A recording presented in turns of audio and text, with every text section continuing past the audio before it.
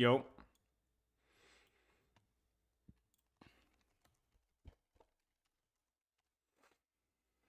God, man, we're so freaking late today. Oh.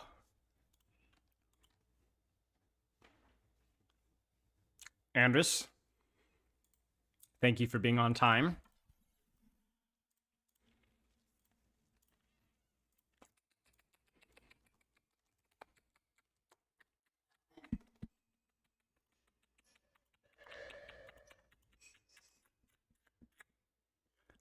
I need a good picture.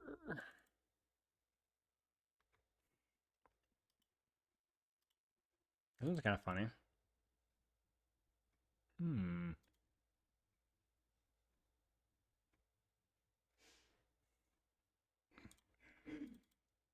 Frick it.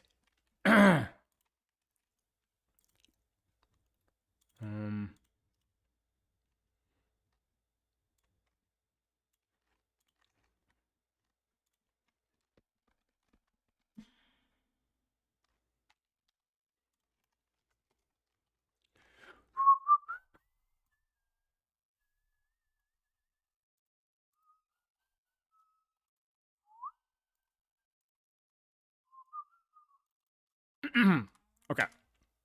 Discord ping. Nerdy. Myth everyone how slow is Demon's remake? Frick, man. I mean, hey, you know, like, milliseconds are milliseconds, you know what I'm saying? If it's slower than Diva, and she doesn't have bomb for zoning, and it's hard to get remake back, and she's oftentimes more in positions where she's more likely to be killed, and she doesn't have as much verticality out of the remake.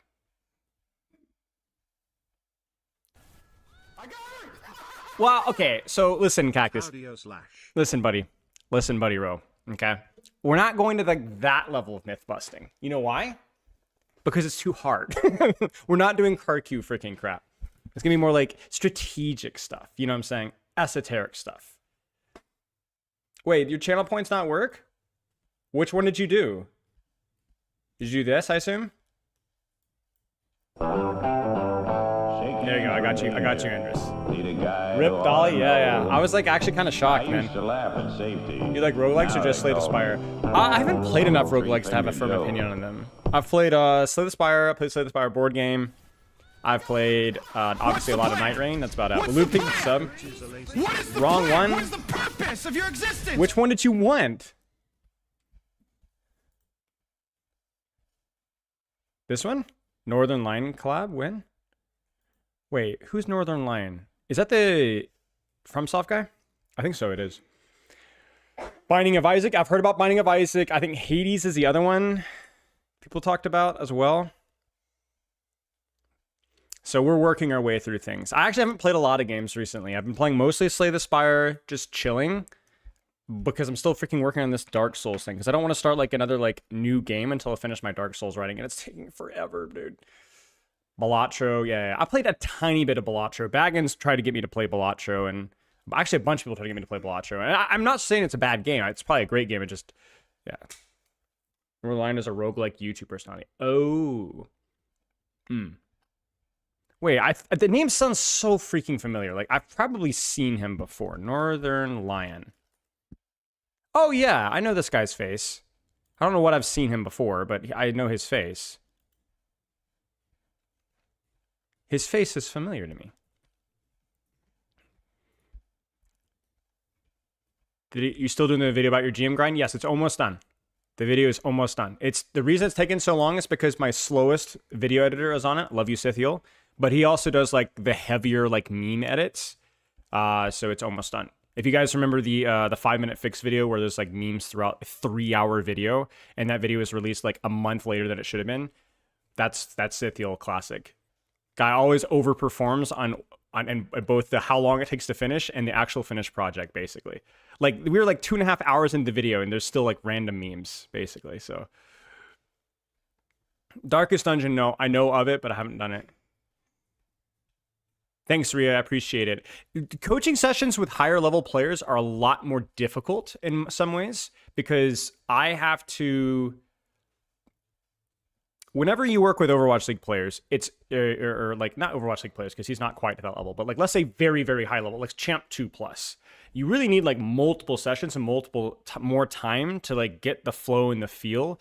Because the problem is when you get to a super high rank, you have super firm, you develop opinions about the game that aren't incorrect necessarily, but like different ways of viewing things.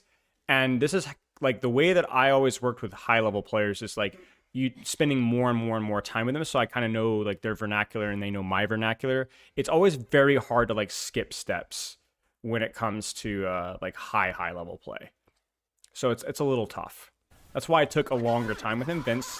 Yo, Vince, is that actually you, Vince? Is that actually you, Vince? Thank you for the sub. It is? What's up, brother? How are you? Are you going to be here this weekend? Are you going to be there this weekend? I don't know if Thomas messaged you or not. Oh, change the category. Whoops.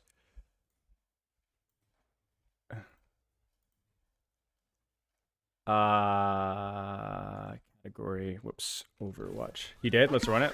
Nice, dude. I've got a string holds up. Timothy, thank you for the sub. Congrats on the 6 months. But yeah, anyway, what an anticlimactic finish. Anyway, long story short, it was like I really wanted to go longer with him. Honestly, like Rhea, to be honest with you, I would have loved for like a solid 2 hours and then repeat sessions, but that's just kind of how it goes. But there's definitely like I could tell there was a lot of friction about like this is a very common. I would say the biggest mistake that high rank players make, and I mean like really high rank, like champ, like I said, champ 2 plus, is their team play mindset bleeds into their rank mindset, and like. Not that those things are totally binarily different, but I'm saying that they actually make mistakes in team play because it's team play, if that makes sense. Because it's team play. And the reason it's more common in higher rank players is because they just scrim way more. Way more. So it's like, I like, and they'll even bring it into ranked sometimes, right? Like they'll bring it into ranked. They'll make mistakes in ranked because they're like thinking about it like toxic team play. Yeah, exactly. It's way more common. What's up, Victor? Thanks for the sub. They cheat a lot, yeah. So, would you ever get coached for Slay the Spire for content? Yeah, maybe. I'm kind of on the fence, like I said at the end of the Slay the Spire stream, where I was like, it's definitely more of a casual game for me. You know how we were talking about like Marvel Rivals? You know, like to me, Slay the Spire is my casual game because I enjoy breaking the game and then failing 3 or 4 times in a row because I'm trying to break the game. I don't want to solve it, you know. So, Prophet's re-entering the pro scene. Good for him. I still remember the initial Prophet hype clip, or maybe it was a match. I don't remember. It was Junkertown, and he was playing Widow, and it was crazy. Yeah. What's up, Lorcita? I feel like I'm missing some stuff. Did I actually get the GM? Yeah, I did. No, Sarah Lee is freaking lying. I did not get cheater compensation or reach GM. No, I hit GM literally on stream. And then that was like, oh, it was a good game. And then I got GM4 afterwards. I logged back in the next day and I got GM compensation, bumped me to GM4. And we were like, oh my gosh, wouldn't that have been anticlimactic? No, but I hit GM on stream in game. No cheater compensation. Did I watch the World Cup? A little bit, yeah. We watched a little bit last Saturday. Watched some France, South Korea. Watched a little bit of Team USA. A lot of teams are catching my eye right now. I think the team play level is like really messy, as we kind of talked about more in depth on Saturday. So I really think anybody can win it, like any point in time. Like Korea could just decide to like lock in. Because the thing is, it's not like the mistakes that we were seeing were like either like really bad compositional strategies because they haven't had a lot of time to figure things out. Like people are running like really bad heroes or really bad comps. Like they just don't make sense. Like even the higher level teams that I think are just really stupid. And then like the timing of a lot of things was like really bad. Like they would have like an okay setup, but they'd completely miscommunicate it. Like a lot of teams were making it. America, Korea, France. Who was America playing? Was it Sweden? Like a lot of just like bad team play. And I think this is a bit of a hot take. I don't think that should take that long to fix if your team is good. It's really not hard to do it. Like it's hard to play the heroes good. It's hard to know which angles you should be taking, but it's not hard to time things well. It just takes discipline. And so you could literally have like Korea just decide, today we're going to actually be good teammates and they're going to win. You know? I mean, we literally saw it in the France versus Korea where I thought both teams were playing really bad. Not really bad, but kind of messy. And then France literally just started to escalate their level of team play into where they were like actually playing like almost perfectly team play wise by the end, like in the same match. And then funnily enough, at the end, they got a little sloppy, got a little too excited, and then they started playing really bad team play wise. It's like it's so easy to screw this stuff up. So well, hopefully that their performance is a little bit better, but it was still fun to watch. Slay this by stream this week. Thanks. Maybe we'll do some more today. Keep trying, Sarah Lee. Keep trying. Do you think World Cup comps are breath of fresh air? Yeah. I think pro play in general right now is a lot more dynamic because of how rapid patches are, and so that makes it a lot more fun.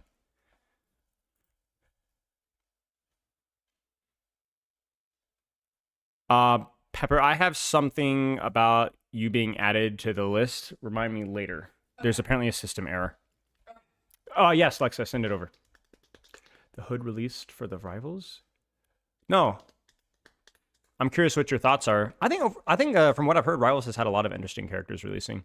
I've heard a lot of good things. I don't know what all the new characters are, but some of them have looked cool. How bad of a bomb are they dropping on Demon? I can't imagine it's that bad because she's just not getting banned. Like, I think say what you will, but ban rate definitely impacts some balance decisions because it's a much harder to ban a character or to hard nerf a character that's not crazy performing. Let me change this here. When she's just not being banned. Like, she's just not really being banned all that much. And again, I think it's going to change a little bit, but I don't think she's anytime soon going to have, like, crazy ban rates, which is good. I think that goes to show there's some aspects of the character design that people don't mind playing into as much. Who's going to be Jamie? Who's going to be Jamie? There. That's good enough. Good enough. You'll be Jamie? If I'm still standing, yes. This looks like ranked. Yeah, it's definitely ranked.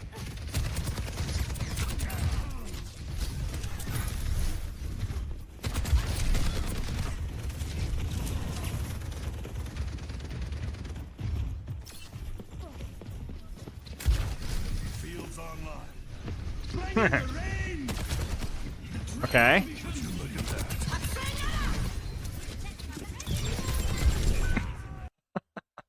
I was like, I knew that was coming. I was like, all that work for nothing.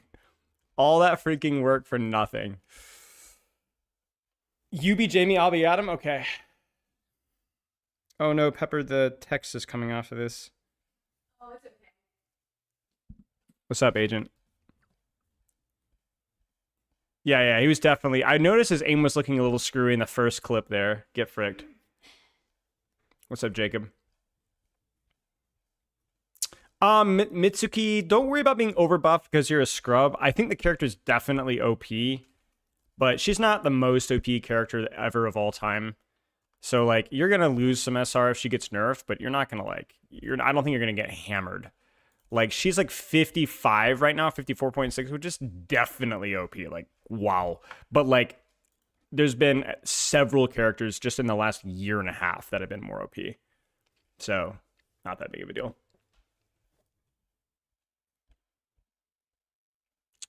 What other Flex DPS heroes get played in pro play on Tracer? Oh, there's a ton of them. If you're talking about like skirmish DPS, like the guys that kind of play in the short range, and as opposed to like the more poke oriented, we have seen some Bastion with the cat synergies, sometimes with or without. We've seen a little bit of Echo. We've seen a little bit of not as much Freya. We've seen occasionally we'll see Genji depending on the situation. You will see Mei occasionally depending on the meta. A little bit more rare. You'll see Pharah. We will see Reaper. We've seen Xion. We've seen... You could see Sombra. I don't think she's as good, but it's not, like, completely out there, like a very, very niche strat. Sem is very common. You could see map-specific situations with Torb. Vendetta's totally compositional specific, but can definitely work. And same thing with Venture as well. Yeah, like, there's actually a lot of heroes that are the DPS cast that are played nowadays, because there's really no one hero in the DPS cast that's unbelievably broken. Like, even like outside of Sem to an extent, like there isn't really any one DPS character that's consistently broken. Sir Griffinix, thank you for the sub. Heck, even like Tracer, who has like crazy high value ceiling, like she's not even 100% pick rate, like not even close. Remove a strike here, and I think you buy Junkrat and upgrade. Yeah. Would you recommend picking the new perk on Tracer? I would say anytime that you're like hard flanking a lot of the time and like kind of living on backline or like deep angles and you're kind of playing by yourself, it's not a bad perk. I know, I don't know, was it Sugar Free was saying it was really, really bad? I don't agree. I don't think it's necessarily as good ceiling wise maybe as the other perk, but like I just think like in a lot of ranks, gold, plat, diamond, masters even, you're just gonna have times when you're kind of living on your own on the angle, and like the ability to have your passive field kicks in like really, really ups your uptime. I don't think it's a bad perk at all. I don't think it's a bad perk at all. Any advice, Alexa? Nope. Structure it as best as you possibly can.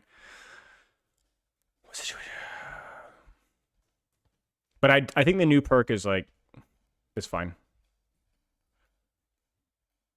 And yeah, pros' opinions on perks are not always good. Sometimes pros have really bad opinions on perks. They get like really hive mind with their opinion. It's like Xi'an bike perk. No, what's better outside of pro play? Yeah. But see, the problem is with even with the Xi'an other major perk, having wall hacks is pretty useful in ranked. 100% pretty useful in ranked, right? So there's like an argument there that like bike perk is almost never worth it if you can use the wall hacks for winning duels. But unless you're consistently hitting blink melees or hitting melees, which you may or may not be doing, the other perk isn't bad. It's really not bad. Thank you, Carl. It's really not that bad. And it also got nerfed too. So 12 ammo is like good, but like 12 ammo isn't like broken or anything. No, Shuful, no news, but I'm sure that there's stuff going on behind the scenes. Pro opinions on anything is mostly about scrim play, and then they talk about the rank viewer base. The same, yeah, exactly. Like classic point is the Luke Mino tier list, right? Which, by the way, that is edited and will be posted in a couple weeks, hopefully.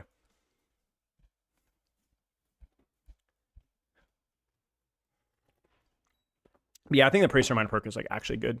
It's just not like OP or anything. Struggling this season, happens, Britsky, happens. Who you been playing? I'm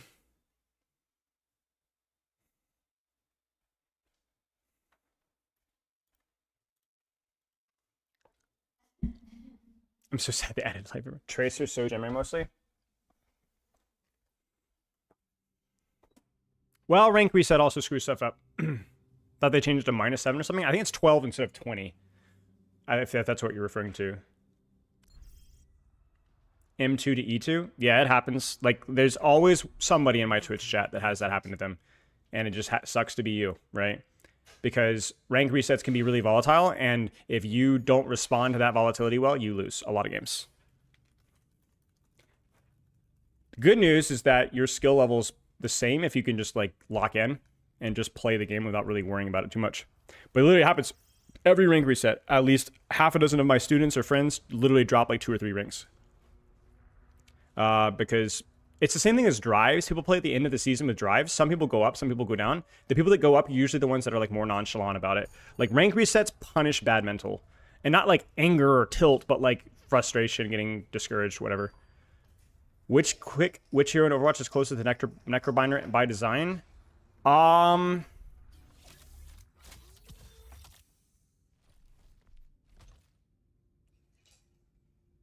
don't know.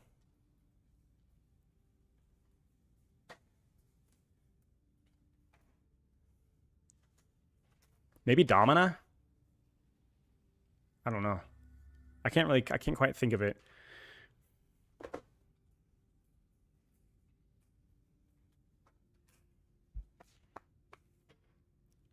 I'm like thinking more like tickle damage, like, and just block slop, but yeah, I don't know. Do you think it should just reduce damage by a strict percentage? I understand what they... So the reason why they changed armor is because they wanted it to be more effective versus bullets like Bastion. Like, you guys don't remember when the armor changes happened? It's because characters like Bastion were, like, obliterating Winston, right? And Winston is way better versus Bastion since then, right?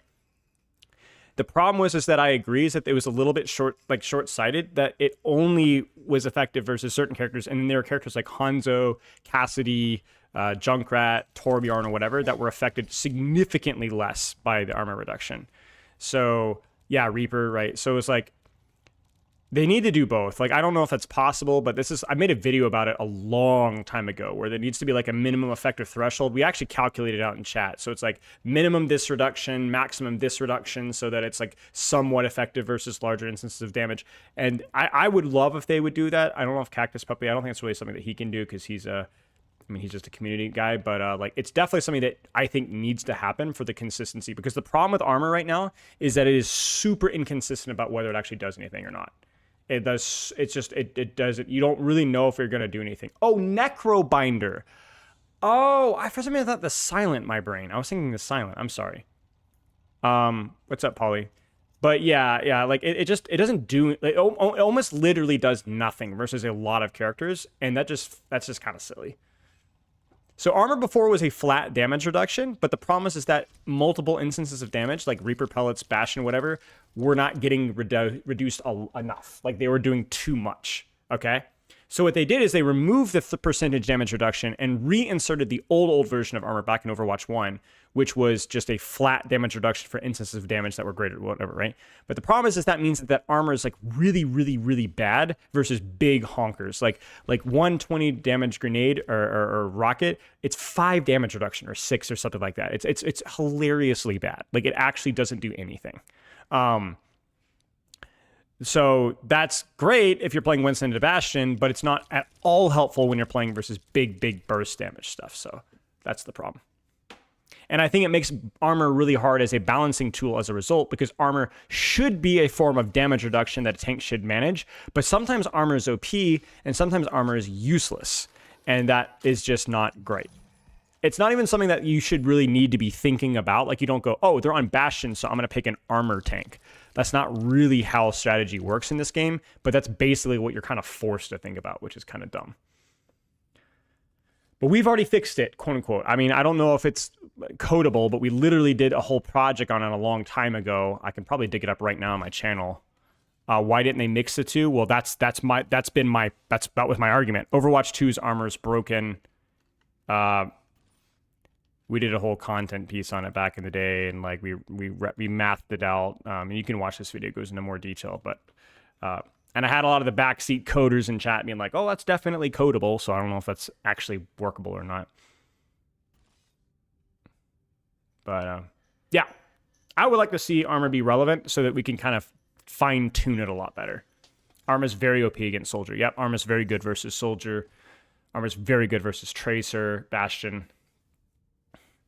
A lot of heroes that have struggle against hypers. Heroes like Junker Queen or Hog, which don't have any armor at all. 100%, right? But that's the thing. That's my point. Those characters struggle versus burst damage, but you can't give them armor because that's just going to make them OP versus characters that they're already good versus, and it won't help them versus other characters.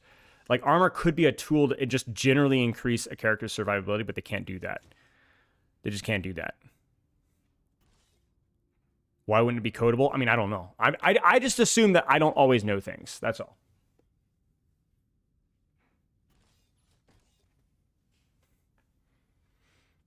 Okay, for today's Mythbusters, I need some gold, silver, or platinum ranked or quick play codes. Any hero, doesn't matter. And if you're able to volunteer, I will buy you a large vehicle with which you can carry cash to my house and give it to me. I'm going to take some pills. I'll be right back.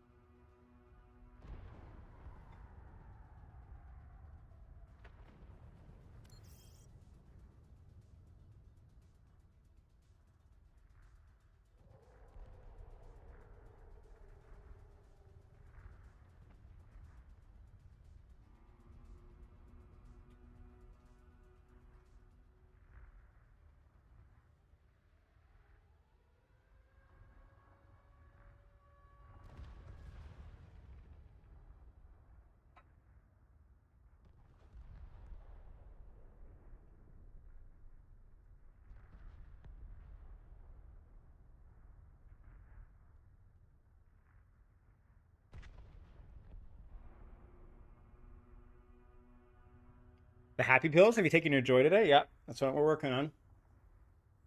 Remember, guys, big pharma. They call it big pharma because it makes you feel big and important. Matters if it losses or wins? No. Frankly, I might not even be looking at you at all. I'm just looking for a lobby. So just a full transparency here. I got it! Maya Daron. Thank you for the sub, dude. Wrecking Ball primary fire does 50% less damage, armor opportunity making me more into tank duels. Yeah, exactly. It's like stuff like that. It's so hard. Yeah, just drop it in stream, YouTube, or and I'm just gonna start downloading them. If you could do me a favor, tell me the rank of the lobby, approximately. It could be a very rough estimate. So we've got this one.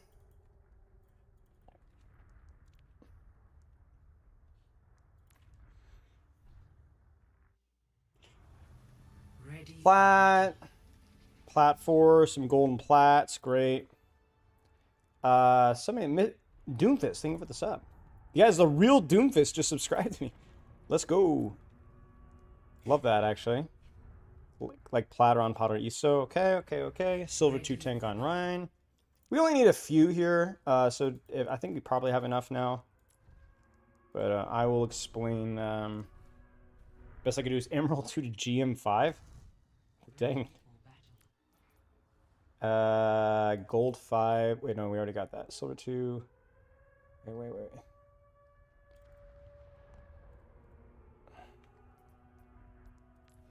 How much harder do you think it is to gain rank if you are an OTP?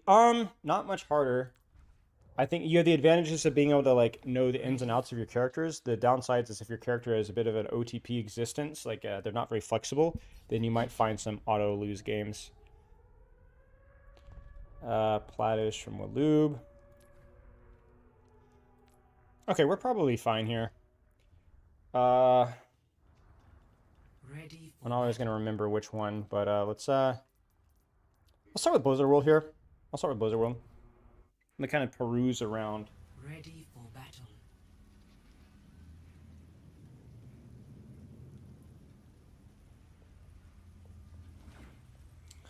So I have a couple of things in mind, but I'm looking for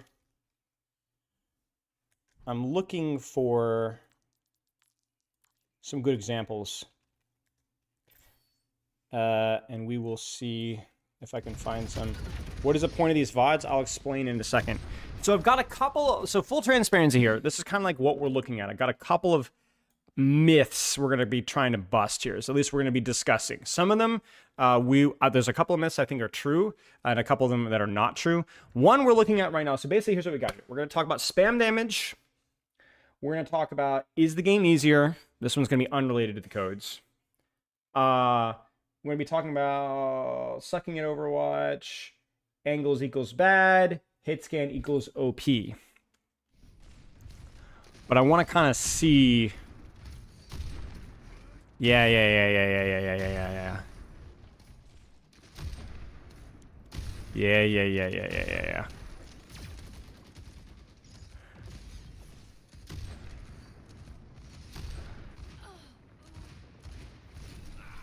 Yeah, okay. Interesting here. Interesting. The Casted Mercy you're definitely doing? Yeah. Okay.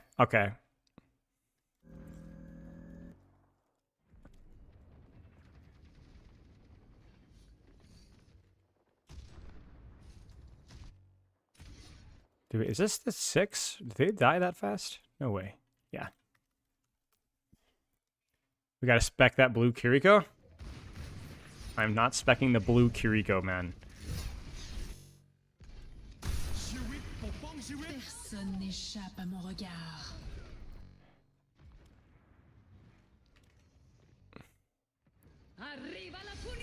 That Kiriko is going places? Yeah, to jail. You're going to freaking jail.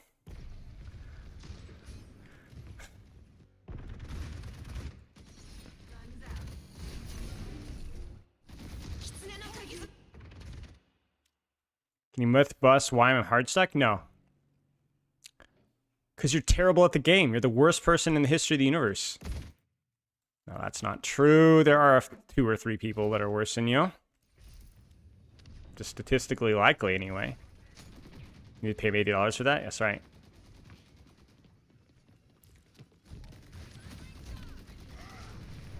Dang. Kind of impressed. Don't you take my title away from me? Sorry, Fenrir. My bad, dude. I need to show more respect. Put disrespect on Fenrir's name, man. The Red Seer is the best player in the lobby? Didn't you ask for quick play games? I said I didn't really care. Excuse me. I'm just like looking for like I'll explain in a second here. These guys are too good. We may come back to that one in a bit. Ass moment.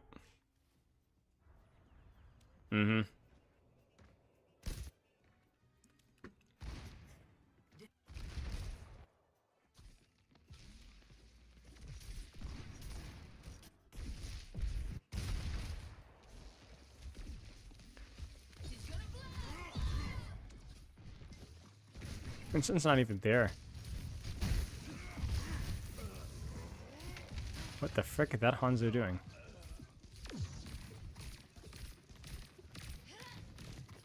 Are bronze lobbies too bad? Probably.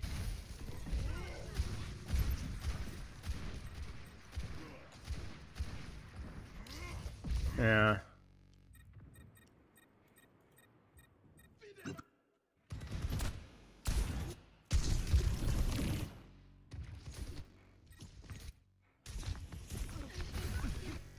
Curious to see how this guy plays Reaper here. Let's actually take a look here. I'll explain in a sec. Stop the payload.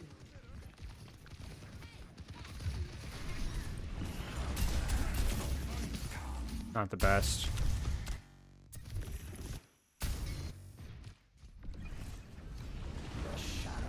Yeah.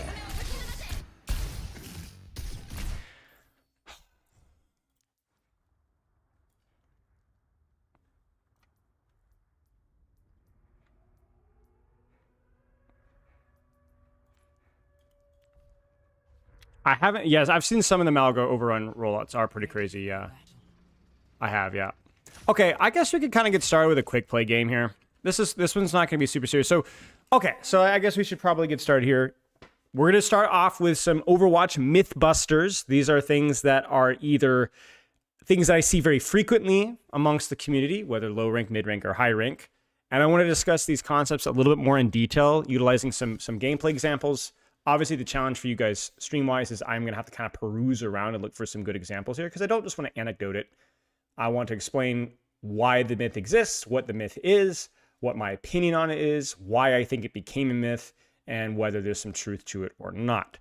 So first thing we're going to talk about is hitscan OP.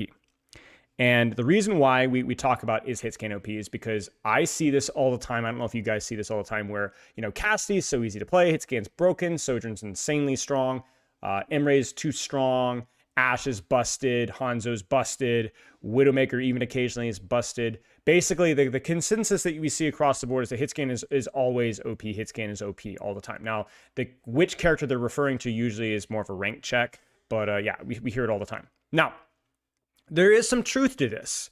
I think hitscan is definitely very strong in a lot of circumstances.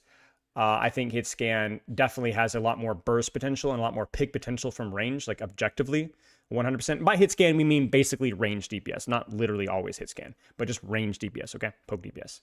Hitscan can feel very frustrating and feels easier to play, certainly positionally. Like there's a lot less dynamics and nuance with how hitscan or poke characters play just because they have less mobility and so have less responsibility to move around the map. So from a myth busting perspective, as always, there's going to be a nuanced answer here. That's not what hitscan means, but I get it. But yes, but again, semantics here. When we say hitscan in the Overwatch community, this is what we mean. That's what it means in Overwatch. Okay. The myth aspect of it.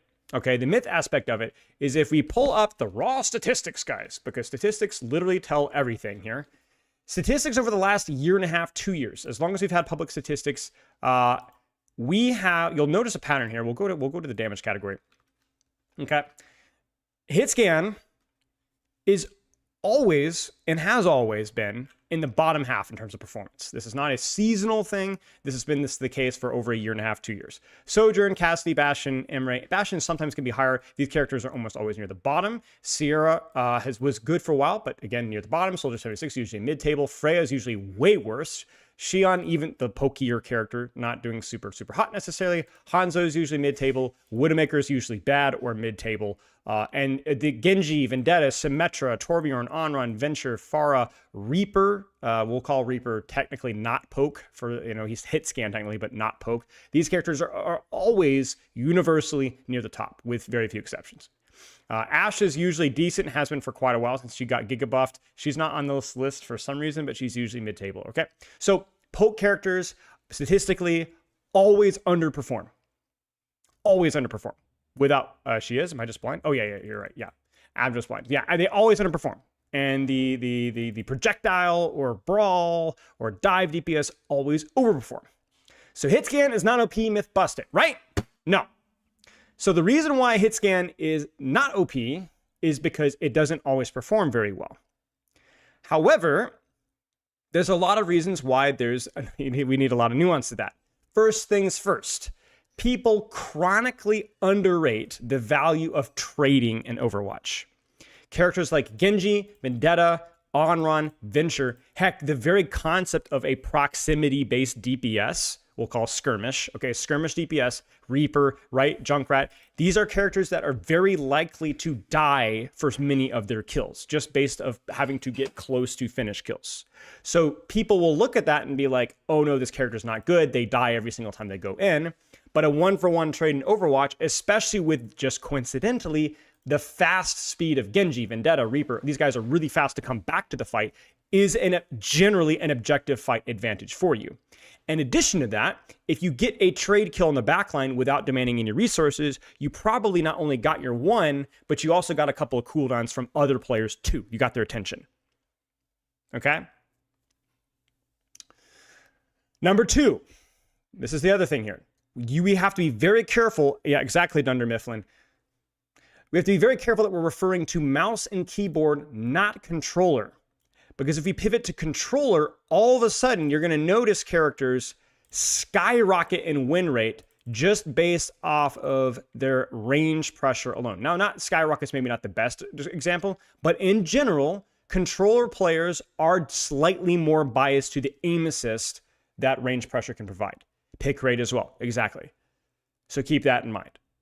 So we are talking about mouse and keyboard specifically, but we're going to keep going. We're going to keep cooking, okay? Generally, hit scan has the problem of, because pick rates for hit scan are generally near the top, okay? You can actually accumulate a lot of the pick rates here. And if you add them all up, range DPS pick rates, I mean, look at that, guys. 1, 2, 3, 4, 5, and 6. This is mouse and keyboard, by the way. The top 6 DPS are all range pressure. All range pressure, right? You can accumulate this, and I think we've done this in several seasons. Usually, ranged heroes have like a pretty significant pick rate advantage over non-ranged characters. I don't know how much it is, but you're going to see them slightly more, pretty consistently more often than you will see Skirmish, Dive, Reaper, Brawl, DPS, okay? Now, why is that a problem? We've talked about this before on stream. Because even in ranked, double hit scan, double poke is not very good. It's not very good. Let me pull up one of those codes that we were just looking at, Blizzard World. So the way that Overwatch maps usually work, this is actually a good example here, is that there's usually a longer range sightline and a shorter range flank, at least one, sometimes two. The problem with running double poke, whether it's hit scan or projectile, is that a lot of the times it can be very difficult to find an off angle when you're running double poke. For example, if you look at the situation right now, Team Red could be stuck in this choke here for a while because one of their poke DPSs needs to be where? Needs to be here. right? Of course, obviously, right? This is the only other angle on this godforsaken attack, right? This is terrible, right? The problem with that is that while Cassidy can definitely do a good job in this room, he's probably slightly inferior to a Genji or Vendetta or a Reaper or a Torbjorn or anything that can kind of function that close to medium range. He's not favored in that duel. Is he going to lose? No, but he has a slight disadvantage. So if you're talking about a hit scan that doesn't want to take this angle because he's not, it's too much of a flank, then you're talking about having both poke DPS in the same choke. And this is extremely common. So there's actually two problems here. One is that hit scan players don't really have the same luxury of taking the same flanks as comfortably as more short range DPS, because rarely are there two long sightlines in that. Rarely. But number two, because it's not very comfortable, they just don't do it. They just don't do it. So here's the thing. Should this Cassidy be on this position right here? Objectively, no. He should absolutely be flanking here. But that type of intuitive off-angling flanking stuff is way more intuitive for characters that aren't poke DPS. So what we know here, if we go back to our statistics, is if we know that range DPS are more likely to be picked, okay, follow me, okay, then you're more likely to have one, hit scan DPS or poke DPS unhappy with their angle, or two, they just don't take an angle at all. They just don't take an angle at all. It's not that flex DPS players or skirmish DPS players are smarter. It's that off-angling with Reaper and even characters like Junkrat, Xion to a lesser extent, Onron, Genji, Tracer is a lot more intuitive. It just makes sense, right? Like, oh, I even like the aura surrounding the reputation of what Genji is supposed to do. And even players that don't know about off angles are like, oh yeah, Tracer, she flanks, right? Yeah, and having somebody controlling that side space here is generally a lot more valuable than racking up 2 DPS, poke DPS on main. So despite those angles taking more responsibility and probably dying more often, which we'll get to in a moment, that's another myth we'll have to talk about, this is why hit scan heroes are a little bit worse. Now, what you're noticing here is I'm explaining why hit scan or poke DPS isn't actually bad or as bad as it looks. It's just bad due to community execution. If you are a platinum player right now and you have a little bit more creativity with exploring side space, even if it's a little bit uncomfortable, or you're a Cassidy player that can play a mean Genji when your other DPS plays a poke character, then you're automatically boosting yourself because you're already winning more games than you otherwise wouldn't win. You're winning it. And this is so important. This is why this is quote unquote deflating win rates. Because if you play double poke, which happens more often than double skirmish, which by the way, double skirmish, because those characters are more flexible positionally, that's generally better on most maps, then you're absolutely going to be losing 1%, 2% more of your games than you should be. It's a small thing, but that's statistically significant in terms of what we're looking at here. It's what we're looking at, and it's statistically significant. And that's why we see this all the time. That's why we see this all the time. That's why it can be very challenging, because when you're like, okay, Onron, or let's say Genji's OP, guys, we need to nerf Genji. Cassidy's weak, we need to buff Cassidy. Well, Cassidy, when he's actually playing with the DPS that's taking those side angles for him on a map with an open sightline, can feel unbelievably strong. Because if you set up Cassidy in a situation, somebody else is taking the side space, that character does not feel weak at all. That character's busted. And that's where people think that hit scan is OP, and they're not necessarily wrong. The difference is that hit scan and poke DPS as a whole is, first off, a little bit less intuitive to put in the right spots and has to work a little bit harder. But when they're there, it's miserable. It can be extremely punishing there. Extremely punishing. But aren't hit scans lower win rate too, even in higher ranks where people are better with positioning? Well, true. But if we look at pick rate here, do you notice the problem? This is GM and Champion. Tracer, ignore Tracer here, but Cass, Sojourn, Xion, Soldier, right? Freya, Widowmaker, Ashe, Bastion, love you. Emre, these characters are still dominating the pick rates. And look at the bottom. Venture, Sombra, Onron, Symmetra, Vendetta, right? Mei, Junkrat, Torbjorn, right? These are characters that just, there's still a heavy poke bias even in higher ranks. And by the way, one thing that we haven't brought up as well is this applies to support too.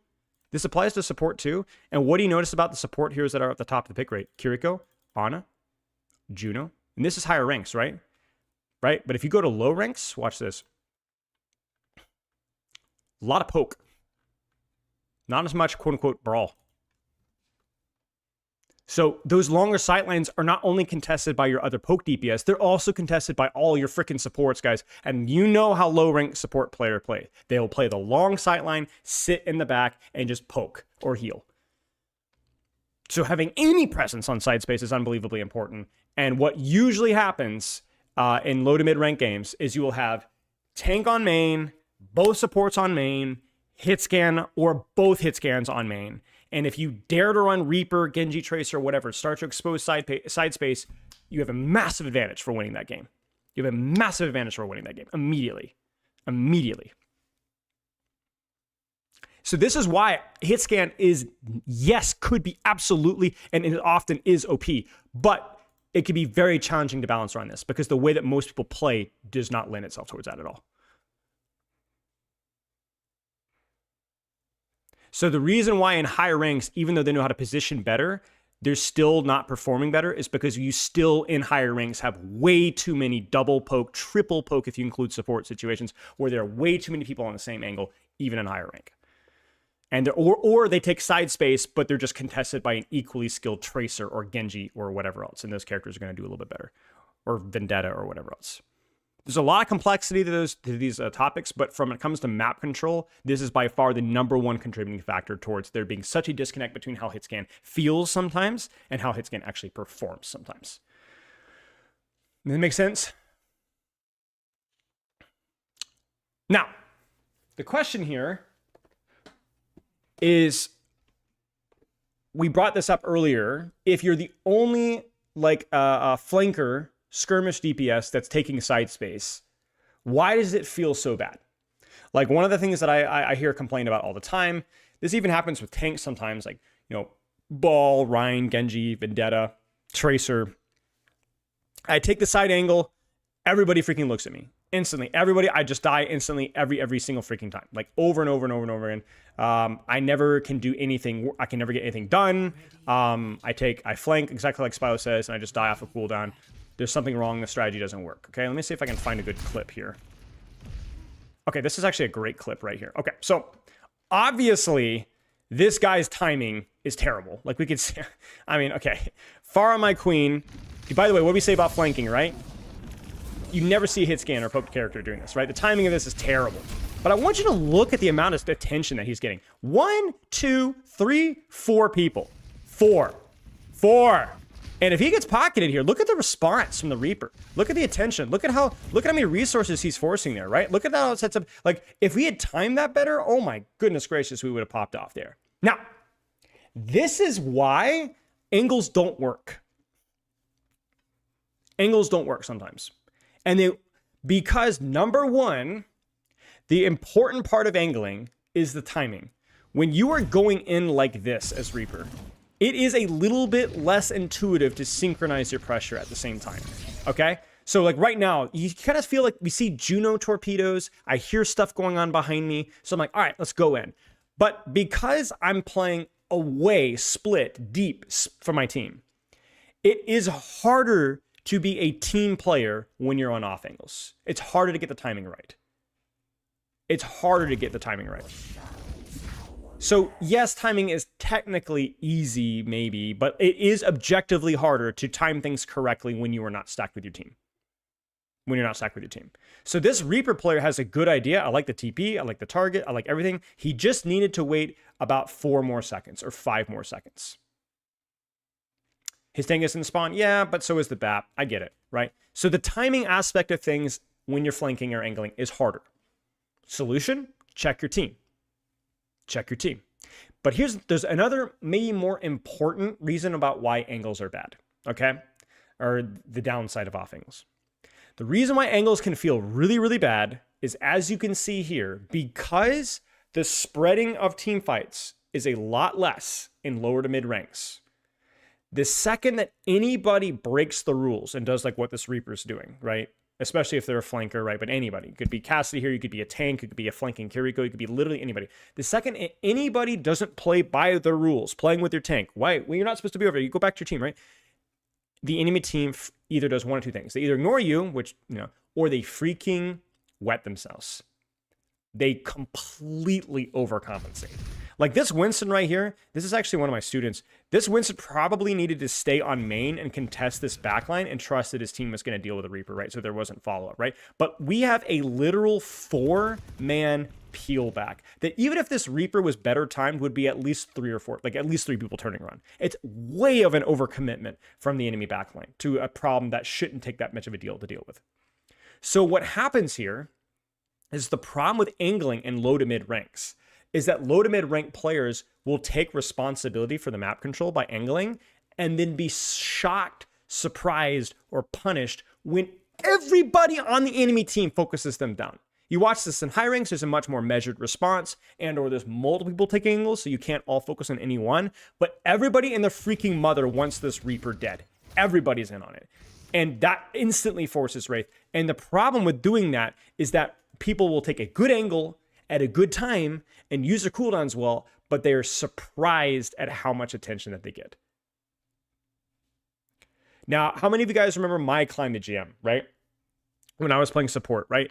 One of probably the biggest thing that I had to work on with my support gameplay was that even in Masters, support players, DPS players were good, tank players were good, but support players suck, is that people were shocked at a support player taking an off angle, and so they would overcommit and try to punish me. But my problem with my angles is that my angles were either A too close, or I wasn't using cover, or I would be surprised at how much resources I would get. And so instead of being able to kind of hold my angle and bait and disengage and dodge and cover and save my nade to keep myself alive, I would go aggressive and then die instantly. Because the angle was good, but how I behaved in the angle was too greedy. It was too aggressive. Too aggressive. So the concept for lower rank players is that angles are good, but you must do one of two things. You must do two things. First off, you must check your team before you go. And the second thing is you have to expect in low ranks, mid ranks, and sometimes even higher ranks, anybody that takes side space is public enemy number one. That's why people always counter swap the Winston, the Ball, the Tracer, the most visible person, right? You're public enemy number one. Expect to be hard focused most of the game. And that might feel really bad. But again, just highlighting here, this is the effect that we're looking at right here. Oh, Genji feels terrible. Oh, Vinda, I just blow up, right? But, I mean, I guess Torbjorn not as much. But all of these characters, what do they all have in common? They take risks, they get trades, they die, and even when they die, they probably create a lot of space. That's the consistent thing, right? You could probably find a positive correlation between death per 10 and win rate in Overwatch. A soft correlation. A very, very, absolutely there is a correlation there between deaths per 10 and winning games. And if you're good at cutting down your deaths per 10 while still taking angles, then you're going to win a lot more games. You're going to win a lot more games. And this applies to tank, by the way, too. Like, talk about tanks that are a little bit more trade focused, right? Doomfist always feels worse than he actually is. Same thing with Wrecking Ball.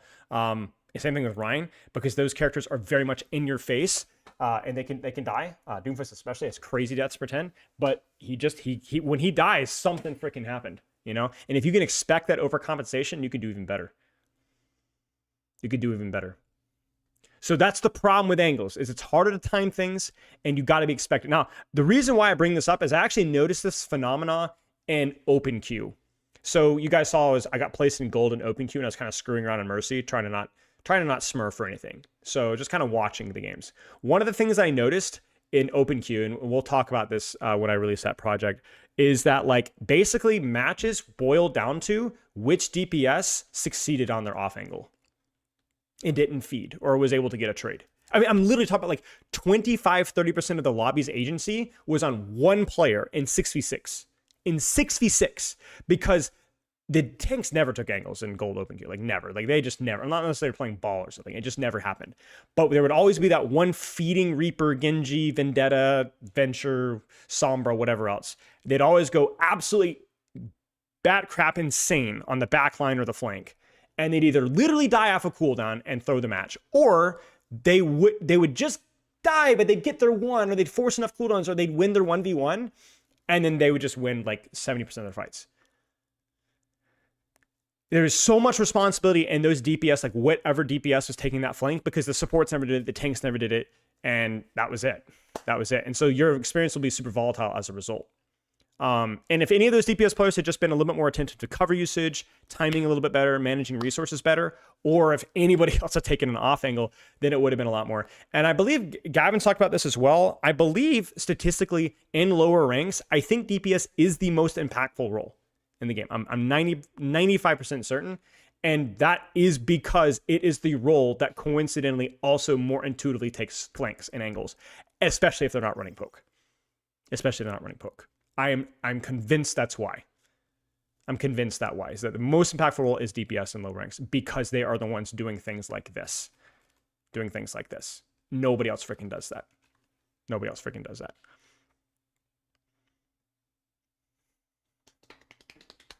Now, that brings up an interesting question then.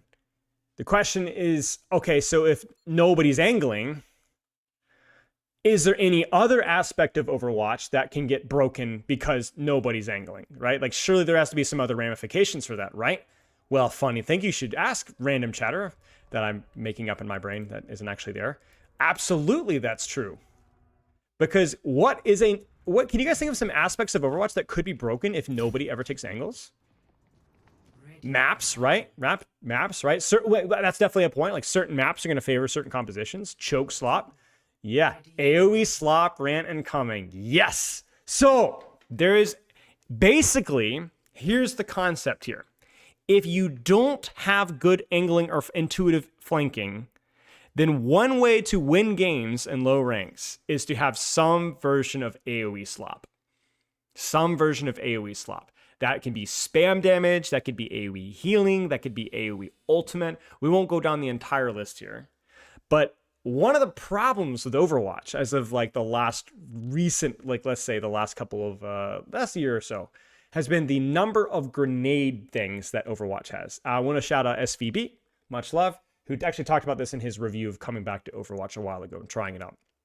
Is that the number of grenades? I'm actually curious if we actually look through the hero launches, how many of them have relevant AoE potential? I don't think every character has. I don't even know that there's a larger percentage, but there are a few that are annoying. Demon with her crystals, definitely a big AoE ability. Her ultimate, obviously, area of effect as well. Demon's ultimate area of effect as well. I don't have a problem with ultimates being area of effect. Let me actually pause and explain why. Because area of effect ultimates have more hype. Like, whoa, that's sick, right? Whoa, has more like big explosive play potential. And I think that's cool. I think it's okay. It's less hype when you just use an ability or grenade and you hit multiple targets, right? But yeah, Demon has AoE ultimate. Domina has AoE ultimate and AoE crystal slam. We'll talk about some other base characters, right? Emre, ridiculous spam damage, double grenade. We'll keep going here. Hazard, I guess, wall technically is more of a choke blocker, but a little bit less so. Cat ultimate can be an AoE stun, but definitely less so. I'm looking more for newer characters. Sierra's hilariously AoE slop. Like, both her ultimate, her perking primary fire is it's not technically area of effect, but you can literally turn off your brain and spam down a choke. Very, very high damage. She has a grenade, her ultimate obviously as well. Cat purr for sure. Vendetta, kind of, not as much, can be with her shift for sure and her ultimate. I'm just more critical of characters like Imre's grenades, Sierra's grenades, and her gun. Like, I find it to be like the lowest, most brainless aspect of her kit because it's just very easy to get value out of in low ranks and has a very volatile relationship with value, right? But you could look at a lot of other abilities that are really annoying in chokes, right? I'm trying to think here. Let's see here. We literally made a video. The problem with Doomfist, the reason why Doomfist always falls off in higher ranks is because as people spread out more, his ability to solo contest angles is actually a lot worse. Like, Doomfist, which is really funny, Doomfist is actually not that good of a duelist on a target that's being pocketed. He's actually not that good of a duelist. He's actually way better at AoE choke slop. So he's much better at hitting AoE slams, AoE ults, AoE punch, building block after 3 targets, right? And so what you'll notice is that there's generally a positive trend between characters that have higher AoE potential and better performance in lower ranks. Sierra is a good example. Doomfist is also another good example. And there's other examples too. I mean, even things like Moira's AoE healing can be a bit of a boost as well. In fact, Gavin, you guys talk with Gavin Winter, right? He's convinced that Lucio's higher performance in lower ranks is through healing numbers alone, which you can actually statistically check, wherein Lucio's performance in higher ranks is usually more through speed boost and his ability to duel and control space. So even a character like Lucio, who doesn't have the most AoE, but has a pretty good consistent aura, and you could say the same thing for Mizuki as well. Yeah, absolutely. Mizuki, AoE, aura, more OP in lower ranks. Same thing with his ultimate. Mine's insanely strong ultimate in low ranks, right? So Wrecking Ball, tech, micro, boop, whatever, yada, yada, yada. Very, very OP. And the best way to kind of extrapolate this is to think about which characters feel very strong in 6v6 for their AoE potential. Because 6v6 is not an easier game mode, but it is a game mode that more often people clump up, which behaves them like low ranks. Steamroller, Balls Grapple, insanely strong. Juno with her torpedoes and her ultimate, insanely strong, right? So the reason why this is a problem is not that area of effect value is inherently bad, right? There's nothing wrong with having an ability that is strategically done to reward a choke, okay? There's nothing wrong with that. However, one of the things you have to be careful of is you have to ask yourself, is there a lot of strategy and placement and timing about that area of effect value? Let me give you guys an example, and there's a reason why we use this code right here. This is going to make me a bit of a hot take, but bear with me. There is one hero on Team Blue whose area of effect ability I'm actually pretty fine with. Can you guess who it is? Can you guess who it is? Team Blue, Team Blue. Yeah, there's some good guesses here. Ram Vortex is not a bad one. I don't have as much of a problem with Ram Vortex, yeah, because you do have to specifically control it, yeah. But there's another one too. I think Maywall. Now, I know that that's not without nuance. I don't think Maywall is perfect by any means, but let me explain why. I think in most maps nowadays, there are enough options for you to avoid Maywall angle-wise. Now you're like, wait, but isn't that the case for every area of effect ability? Yes, but the difference between Maywall, I find, and a lot of other grenades is I think there's a more of an opportunity cost / nuance with how you have to use Maywall. Let me give you guys an example. What if we replaced May right here with Imre? How would Imre use grenades in this instance right here? Right here. How would you use your grenades here? You tell me. Yeah, you find the squishy target. The only check here is mechanics. Like, can you get the bounce? That's it. But there's not a lot of thinking or strategy, opportunity cost, nuance, dynamics, or clever things that you can do with Imre grenades. It's just a grenade. Imre, to be fair, can grenade bounce himself, but the fact that it self-damages him still is just absurd. So there's just not really any reason to use grenades, anything other than damage. Maywall, if you wall off this demon here, yeah, sure, it's a fine wall. But here's a question, guys. Should the May wall split the demon here? Or should the May wall herself so that the demon can't push her because she's getting 2 resources? You see what I'm saying? So one of the key components for high-level main gameplay is actually maybe I wall myself so if I get overcommitted. So I think the correct May wall, and then you actually use that time to rotate and then take a different angle here. Or you could back up. Yeah, exactly. You could wall yourself the high ground. I don't actually know if you can make this. And then there's another dynamic there. Cheers, massive poo. So basically, long story short here, or maybe she just doesn't use May wall at all and saves it to wall off the Ana later or something. So my point being here is that potentially the skill floor of May wall may be a little too low. Maybe it has too much HP. I don't know.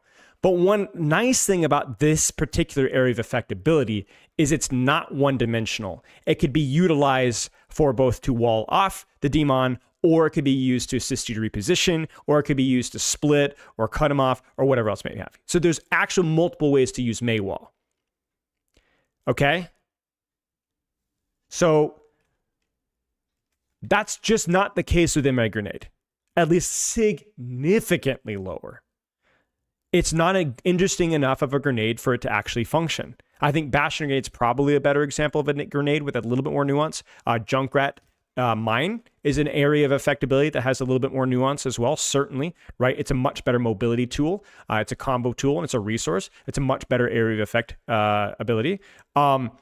But there's other examples too. There's other examples of this as well. One of you guys brought up, let's see if I can find her. I'm just going to pick a random code here and pray that she's in it. I mean, she's got a pretty high pick rate, so there's a pretty good chance. Come on. Give me. Ah, frick. Okay, hang on, guys. We're going to keep rolling. We're going to keep gambling here. So yeah, the myth busting that we're doing here is we're discussing about whether does Overwatch have an area of effect problem, and I would argue it's not the number of abilities that are area of effect, it's the way that those area of effect abilities work.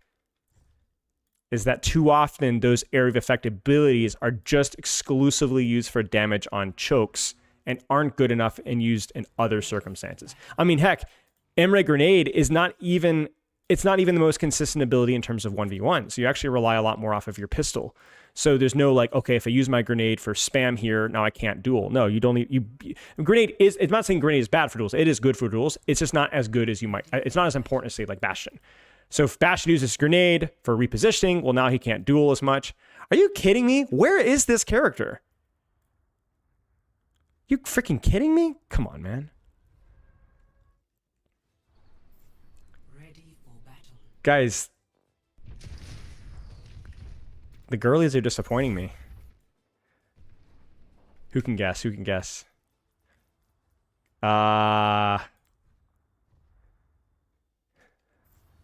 No.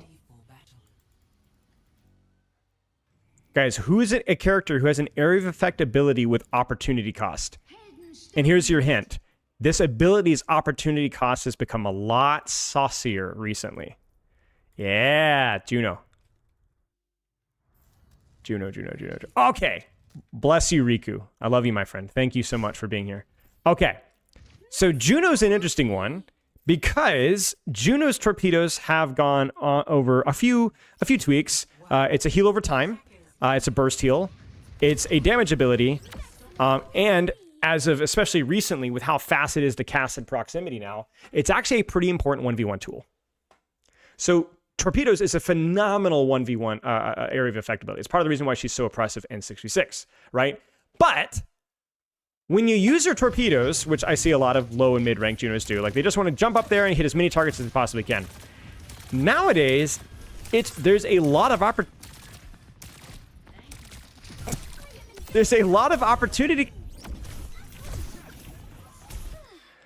Okay.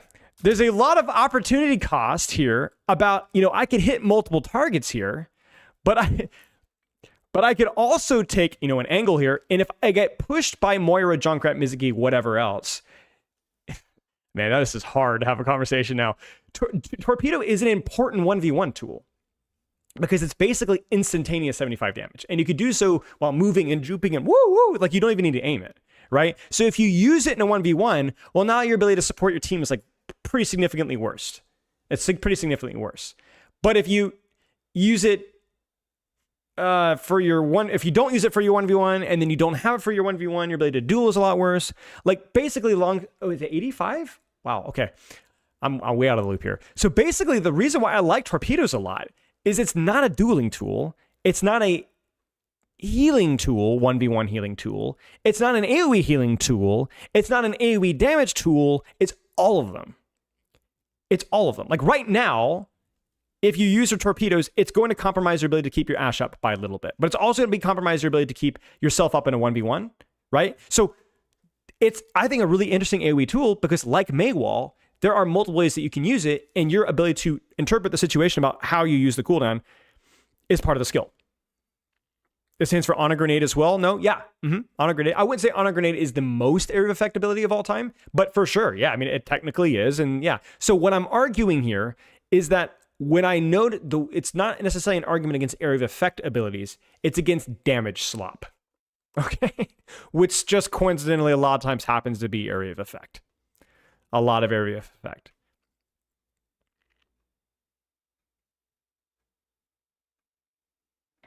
There's generally a lot of grenades.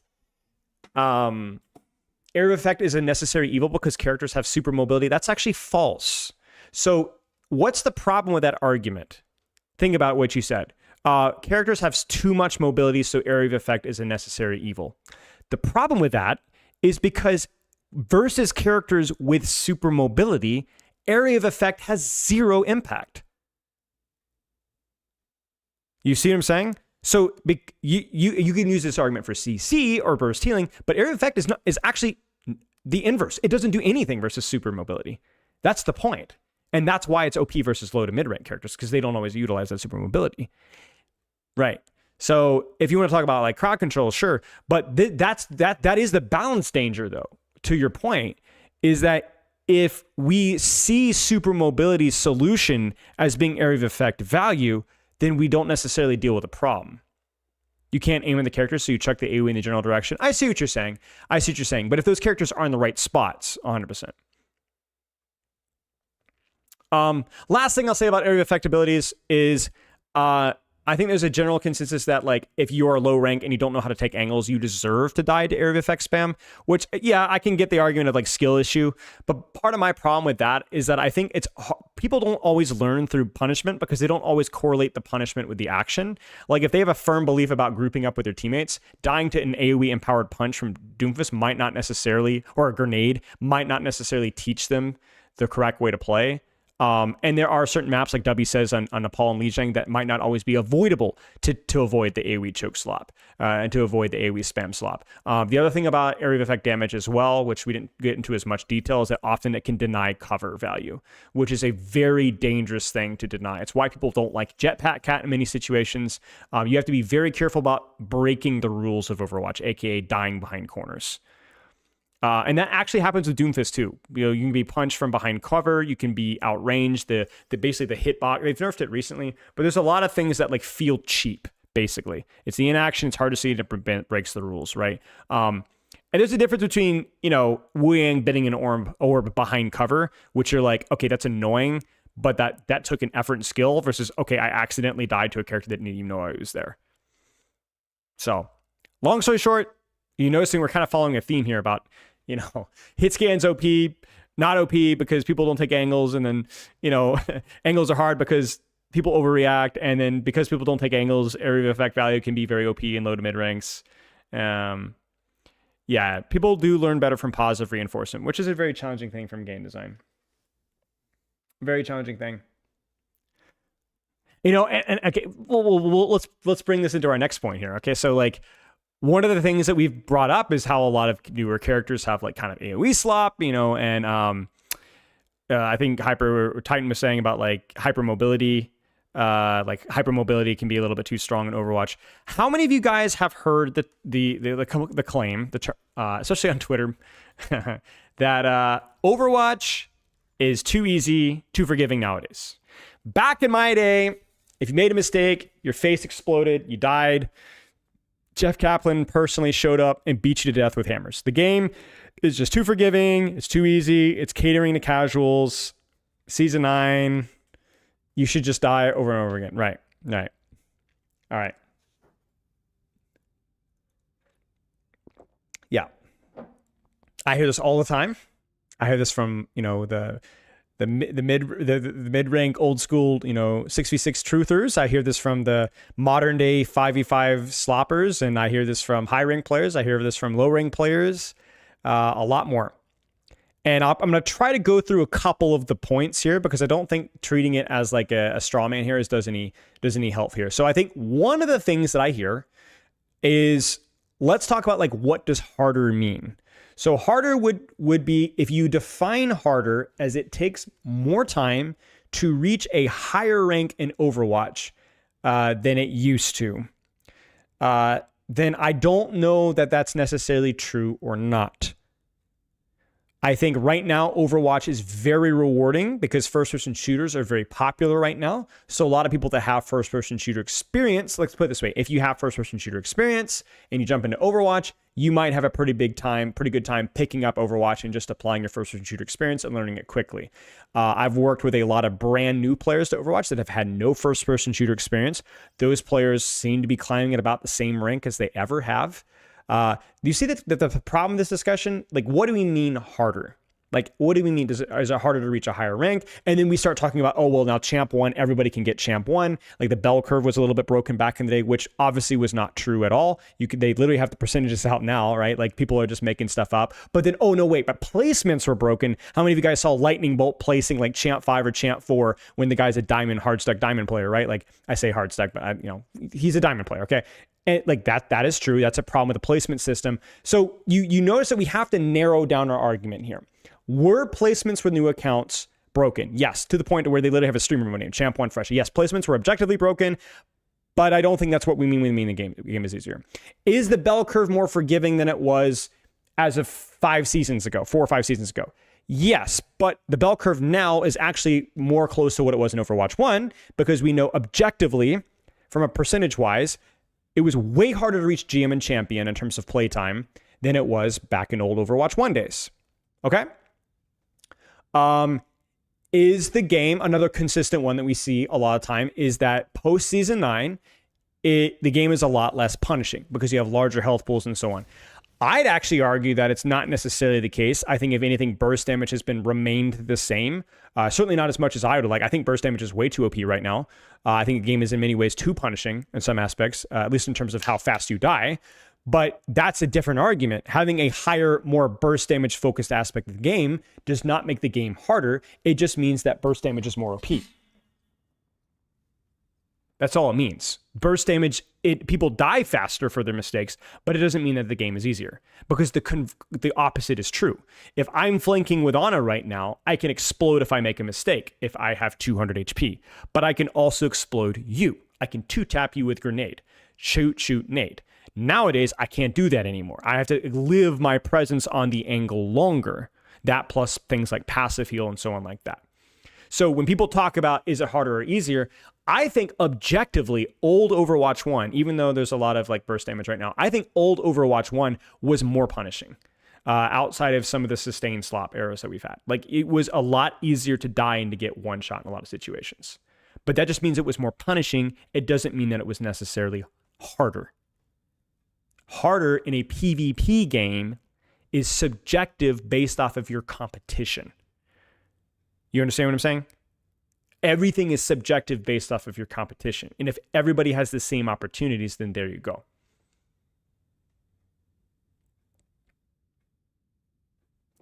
Now, one thing that people will also say is they will say post Season 9, it is easier to hit shots. That is true. It is objectively easier to hit shots. True. Okay. But because it is easier to hit shots, right? Hitbox wise, then the responsibility to hit those shots more often in a PvP game is greater. There is no percentage, the difference between courts hitting shots versus everybody else hitting shots, it remains the same, right?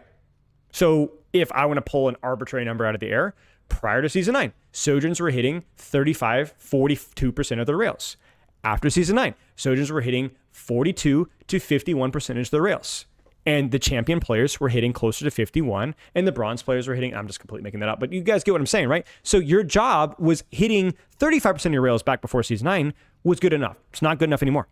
It's not good enough anymore. You need to be hitting more of your rails proportionally. That's how PvP skill-based matchmakers work. That's how it works. Is with greater responsibility or greater opportunity comes greater responsibility.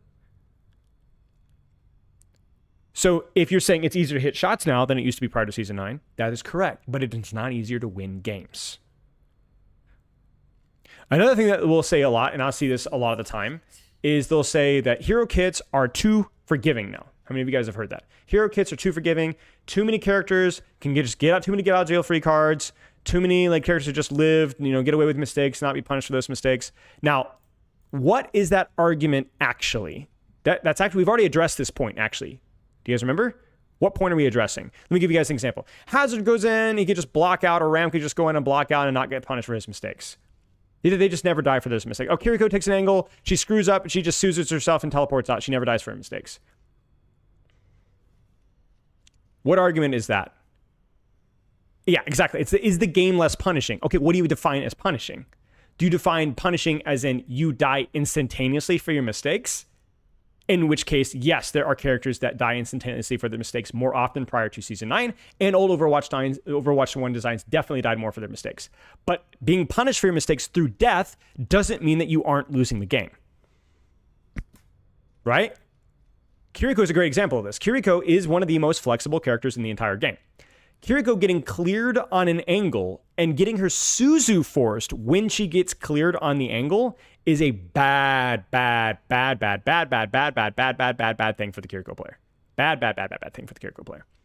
But because she lives, me no get dopamine from kill, and so therefore I think character design cheap, and the character is Ana or, off-angle character for babies.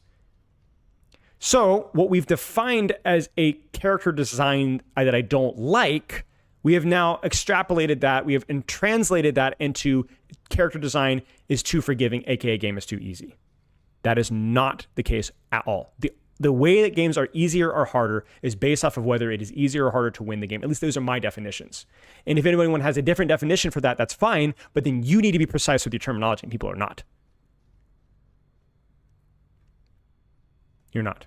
Now, I have problems with Kiriko's hero design. I think Suzu demands a lot less effort to counter a lot of the CC than it is for the CC to be applied.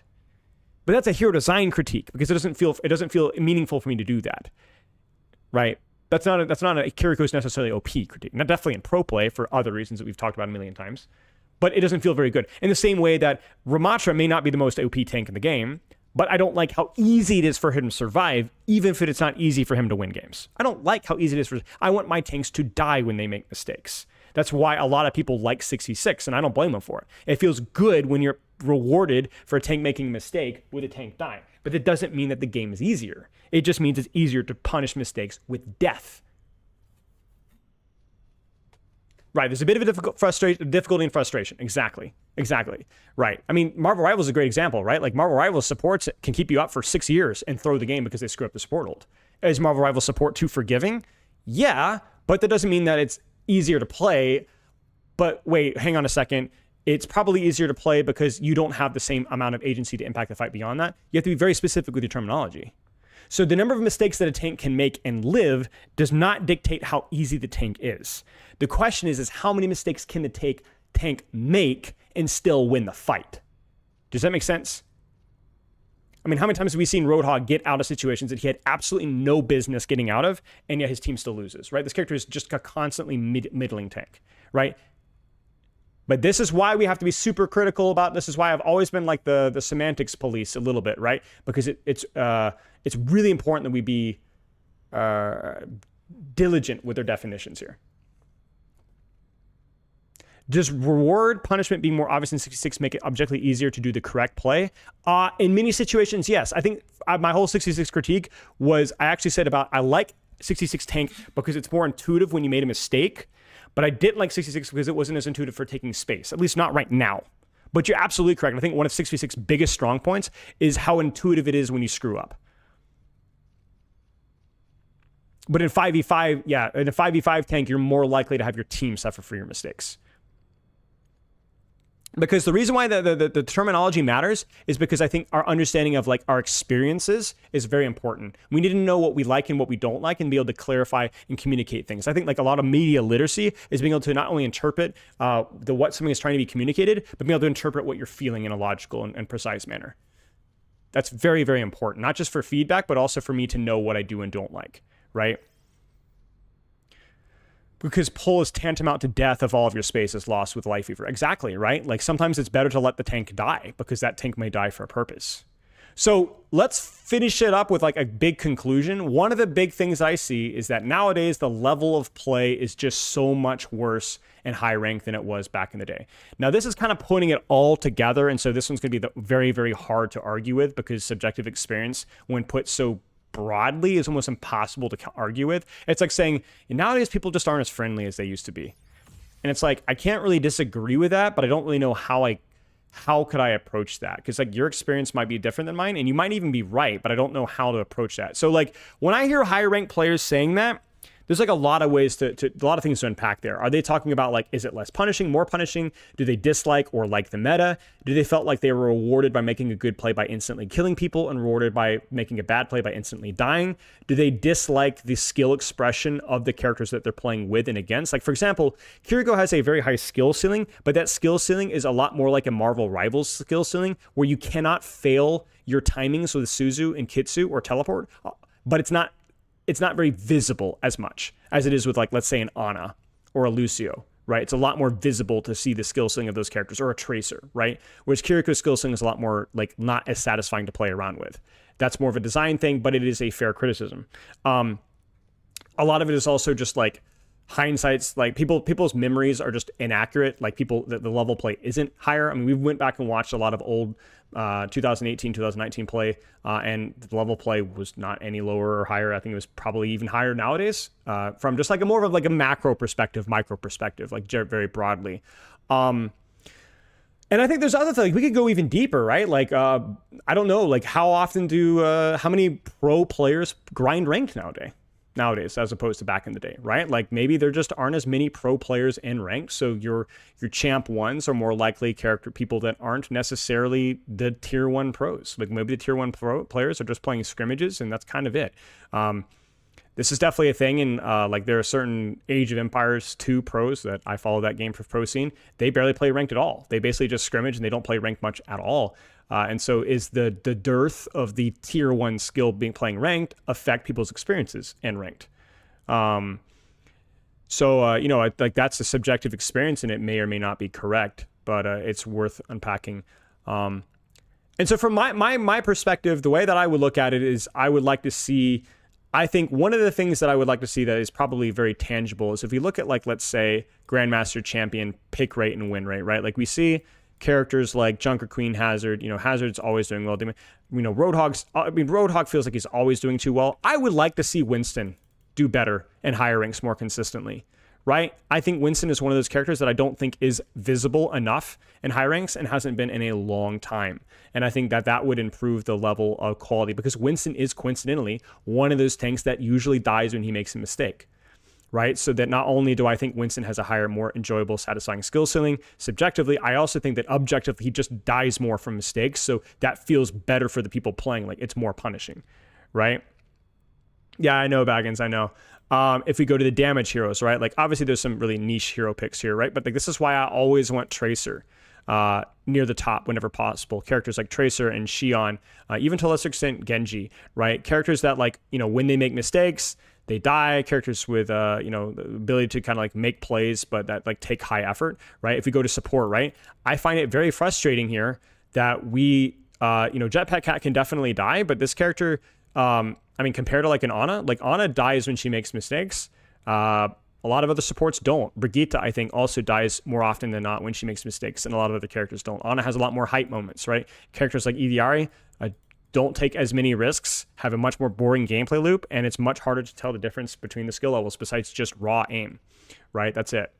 Whereas a character like Lucio, I think, deserves to be in higher rank. So those to me are more like my meta things, where like I definitely think more metas depending on the meta, it can feel harder to feel the difference between a really high level player and a lower level player. There's certain characters that their visibility of their skill check is just much, much, much lower.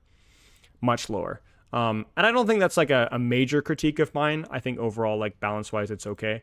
But it is something that definitely impacts our perception of things, right? Perception of things. Kiriku's the him over here that doesn't die when they make mistakes. For sure. Yeah, for sure. Absolutely. Should easier heroes just be weaker as a rule then? But if by easy heroes you mean characters with a lower skill ceiling, yes. I don't necessarily mean characters that are more punishing. Not all, but yeah, I think so. I think so.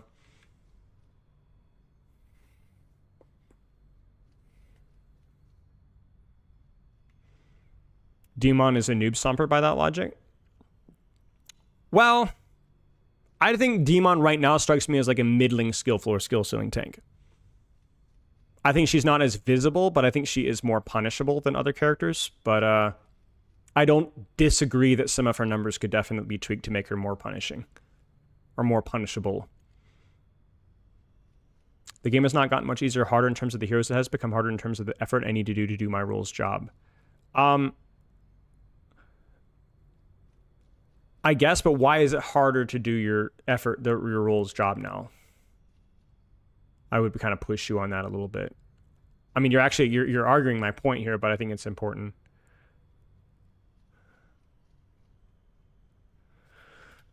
But yeah, long story short, is game easier or harder? I don't know. It depends on your perspective. I think the player base as a whole is definitely improved. That's just pretty natural. I don't think the meta right now is particularly easy to abuse characters, but there can definitely be a visibility problem where too many characters can get away with life when they should be punished by death. That's a more satisfying gameplay loop in many ways.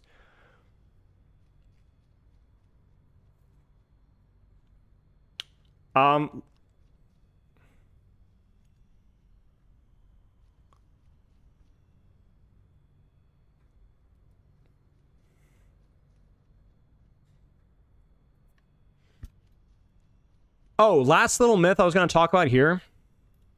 This one is just like a tiny little side note here because I was talking with a student of mine. It was like last week or the week before. And oh, by the way, so time out. One little detail there, Massive Poo brings up.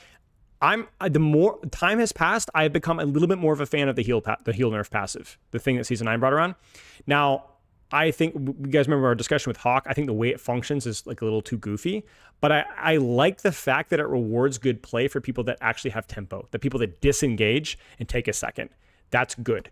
That's better than nerfing global healing and removing it entirely because it rewards players for actually having gameplay loops and not just infinitely trading with the enemy team. It punishes permanent uptime, which is a bad habit that bad players make. So I actually like the concept of the heal passive. The way it's too weird that it's too easy to proc, so it's too punishing, but I actually like having some sort of uptime and downtime and rewarding us deciding about when I need to step behind a wall and then getting your healing back a little bit faster. It's the same thing why I like the heal passive in that front. So I think that's good. I think that's actually made the game more punishing in that regard. If you stand in the open and just permanently take damage, you're going to be affected more by the heal passive. It's just objectively true. Okay, last thing here. It's more of like a side note here, kind of a myth buster here. We already talked about is everyone bad at Overwatch? Like, at what rank are you good at Overwatch? But I wanted to add like one more note on that. If you guys haven't seen that video, I go into more detail there. One other thing I realized about PvP games is that you are so like unnaturally involved in the community that's not really applicable in a lot of other aspects of life. Let me give you guys an example. So you guys saw the guy in chat that I was chatting with that we're gonna play like Frisbee or something this weekend, right? Like he's a buddy of mine. He's an athletic guy. We've played sports together. He plays like I know he plays pickup basketball with my brother at like the Y or whatever. And the people that are like more competitive and like basketball show up at the Y, right? They go to the Y to play basketball, so therefore they're more likely to be athletic and more involved with athletes. But if those guys, like all those guys that drove to the Y and played pickup basketball a couple times a week, if they played basketball consistently with the same amount of effort that some plat players or diamond players in Overwatch played Overwatch, like playing Overwatch. Once told Taylor, thank you for the raid, mate. I appreciate it. Hope you had a good stream. Thank you very much. If those basketball players put the same amount of effort and time and consistency as some mid-tier bad Overwatch players did, those guys would not only be the best players that pick up basketball games, they would be destroying everybody in that local. Now, would that make them pro players? Not even close. Not even close, right? Not even close. But the point being here is that there's a much more like accepted community competitive aspect around online PvP games that can kind of warp your understanding of just how good at games you are. I had this story one time. I was talking with Sarah Lee one time, and Sarah Lee was saying that you go into like a game like Fortnite or any other shooter or anything else, and you're just like, I'm the greatest player of all time. Like, I'm actually, like, for example, I'm not that great at playing Overwatch. Like, I'm kind of mid-table. If I play like any shooter game with my casual friends, even a game I've never played before, I'm usually the best person, like, at like aiming and stuff like that. Like Spylo, coach bad aim mechanics. Board games, I'm just a freak. And I'm not even very good at board games because a lot of like average skills in life, like cooking or lifting weights or singing, like if you even do any of it casually, oh, that person's talented. Your grandma thinks you're talented. You're the best in your friends group. You know, you're best in your social group. But then you log into Overwatch and you're like platinum. Like, first off, you have to log into a niche game and then you have to apply yourself PvP wise. And even if you're like, let's say like 70, 75% on the bell curve, right? You still feel like you're trash. Like, you're already better than like the vast majority of your friends group. You're already better than the vast majority of your friends group at that. So it's like, there's this like weird dynamism where it's like even in the bell curve doesn't even tell the full story. Like, let's put it this way. I know gold players that are significantly better than their friend groups at video games. And gold is like the definition of mid or slightly below mid. Right? Because yeah, you're already better. So like, I think the reason why that's important is because it can be a little bit discouraging to be like, I feel like you're permanently bad, but I think it's just important to like be like context, like, you know, you're actually not that bad. You're actually pretty good at what you're doing. You know, you're just playing with a group of people that are like hyper competitive. You know what I'm saying? Like, if you've ever done like, if you've ever done any like athletic competition, like if you are the athlete in your family and then you go to like these like travel tournaments, right? You're like, oh man, maybe I'm not actually that crazy good, but then you're like the freak athlete in your circle. That's like the best example I can give you, you know? Everything is like contextual. There's always a bigger fish, but you're probably still a freaking big fish, you know? And gamers are also obsessive time sinkers. By the way, the reason why that is, so I don't want to go off tangent here, but the reason why gamers are obsessive time sinkers is because it is so much easier to play video games than it is to play sports. It is so much easier to play video games than it is to knit or sew or literally anything else, because everything else takes setup time or you have to get a group of people together or whatever else. You can literally just log in and there you go. I always joke that like if flag football or ultimate frisbee had the same level of accessibility as Overwatch did, I would play those guys things just as much. And you don't have to worry about injuries. You don't have to worry about physical fatigue as much, right? That's actually one of the baits, is that like you don't feel as physically tired even though you're mentally tired, right? So it's just immediately accessible. So it's a lot. It is like there is more accessibility, you know? Being better than the average human being is not in consideration. You need to be better than the enemy to feel good in Overwatch, but the goalpost keeps increasing. Exactly. Like, that's the hard part. It's like, you are, like, good, but, like, this is why when people go to me, like, oh, we talked about, like, the mental thing. Like, I only have fun when I'm winning. I'm like, bad news, man. Bad news. Bad news. Like, you're never going to feel like you're good enough, man, because every time you win, like, 2% more of your games, you're going to bump up to a higher level threshold, you know? So like, life is not really like that, you know. Like imagine if that was how like it worked. Like let's say you're playing like pickleball with your buddies, you know, and you're like killing it with pickleball, and all of a sudden this like guy comes down from heaven and is like, congratulations, Robert, you are now going to be moved to Des Moines. Where is Des Moines? Is it? It's Midwest somewhere. Des Moines? Is it? No. Not New Mexico. Frick, where's Des Moines? Is it Idaho? Iowa? Okay, I've really exposed myself here. Iowa. Okay, yeah. You're going to be moved to Des Moines, Iowa, because that's the next level, community level. You know what I'm saying? Like, that would be so weird. Like, now you're in a slightly higher level. Oh, congratulations. You're now going to go to San Diego, California, because they're slightly better there, you know? That's not how life works. Like, you know, your friends, your level may push your friends to be better, but not necessarily. You know, like, imagine playing like the same group of 30 or 40 players in Overwatch, and then eventually get to the point where you're just better than all of them, and that's it. That's your life. That's your life. Like, that's it. That's kind of how it works. But like in Overwatch, it's like literally every single time you win more, they move you to a different state, you know? Now you're in Japan, then you're competing in like, you know, South Korea or whatever else. So kind of weird how that works, but skill-based matchmaking is like a blessing because it keeps games like competitive no matter how good you get, which is really what we want. But it can be a little bit like it sends signals that are not necessarily accurate with like the rest of life, you know?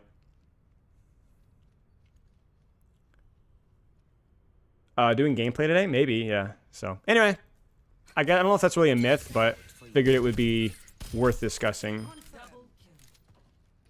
Take care, Baggins.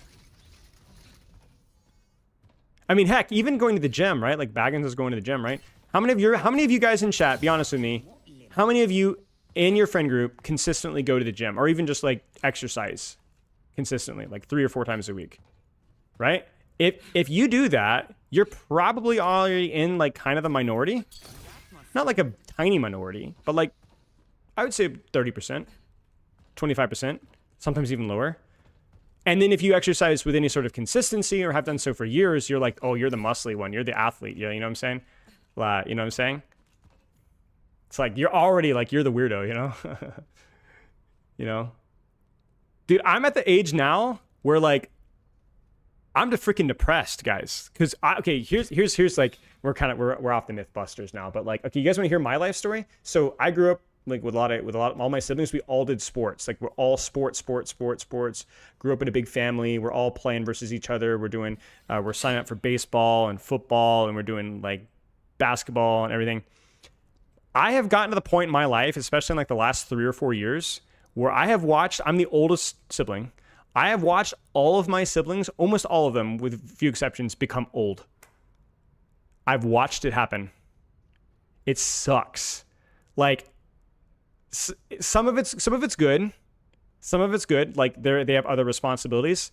A lot of it's bad. A lot of it's just they're more boring. They're not as interested in doing the fun, silly sport things anymore. Like I'm the weirdo now that still wants to play. Guys, dude, my birthday's this weekend. You know what we're doing for my birthday? We're playing sports like we used to for 25 years. You know what I'm saying? And it's like I'm like the only one that still wants to do the things that we used to do, you know? They're all like freaking like they're old farts now. Yeah, seriously, man. It sucks. It sucks. So you start to feel like you're more and more of an outlier the older you get, you know? Sucks.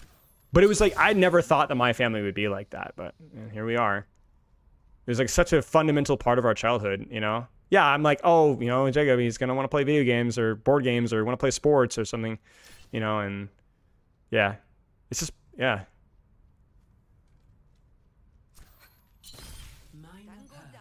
Yeah, that's interesting, Shiru. Do I chess? Not really. I learned how to play chess when I was really, really young. I was like 3 or 4 years old. My grandfather taught me. And I was kind of obsessed with it for like 3 years. I got like books for it and stuff. And then I just kind of got bored with it. I have a lot of respect for chess. I think the chess scene is like super sick, but not really my cup of tea.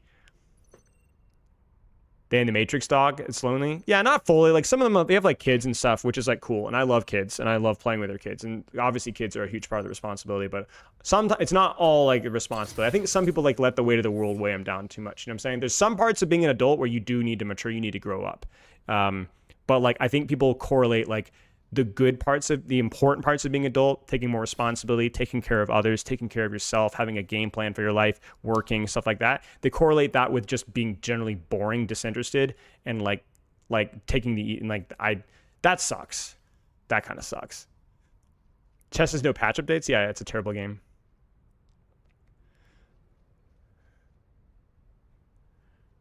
But it's like a way to get rid of my insecurities. People started respecting me more when I started performing way better by others. Yeah, exactly. Exactly. Yeah. Chess devs suck. Yeah, exactly.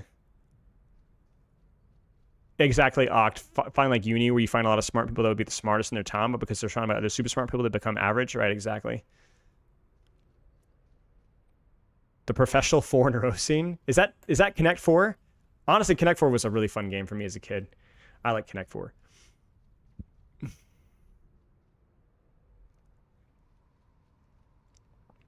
Chess matchmaking rigged. They need to nerf Queen, man. They need to freaking nerf Queen. Exactly.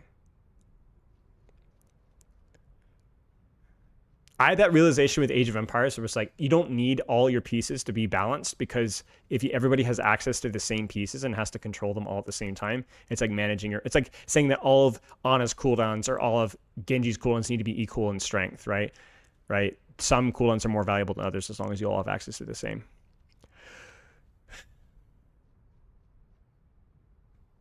True, Emerald, yeah. Yeah. So yeah, I mean, I don't know. Pepper's the same way. I'm too interested in doing different things and learning things and stuff like that.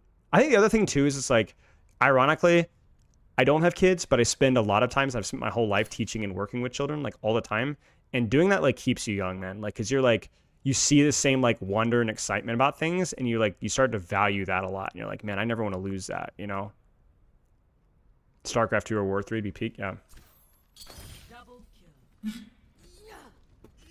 Okay, well. Yeah, Connect 4 is a solved game, yeah, true. Well, you're saying that Tic-Tac-Toe is a solved game too? No way. I was going to talk about, like, did you guys see the Busan rework tweet?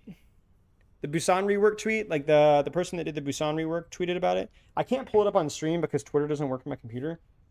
Because you have to be freaking logged in on your computer, and I'm not. But I kind of wanted to look at it. If you haven't looked at it, I recommend it. Maybe someone can link it. I think it's in content suggestions in my... I'm proud of you. I wish there was a different way to look at it. I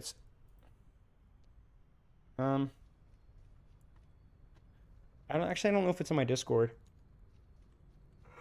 You could probably find it. Use X cancel. Oh, frick. Originally joined and YouTube started me at the old man talk. I lost what you know idea was coming for you. Oh boy, Goose. I'm excited.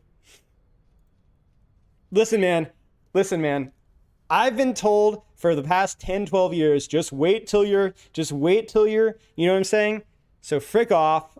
I'm fighting it, man. I'm aging gracefully. I'll accept the parts that are non-negotiable. That's the way I look at it. Accept the parts that are non-negotiable, you know? But don't put up with the crap that isn't, you know? All right, I got to find this tweet here, and then I'll find the X cancel thing or whatever you guys are saying. Can anybody link it for me? Because I can't find it. It was basically a discussion of the person who reworked Busan, and I have not seen it. You chud maxing 24/7? But yeah, long story short, the map reworks, I haven't played a ton of them. I've probably played 3 or 4 times each, and they've been great. I've enjoyed them a lot. Spylos Amido clap for community creator 66 patch would start turning the tides. That'd be fun. Ike is probably the most underwhelming, for sure. It's definitely the most underwhelming. Okay, thank you. Yo, it actually is working.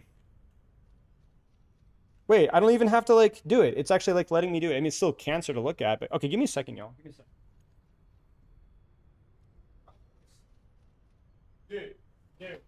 Dude. Wait.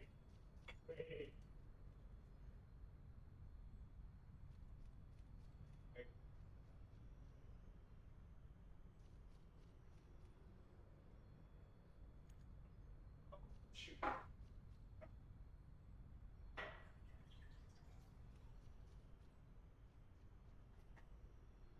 All right. My brothers and sisters, look what I freaking got.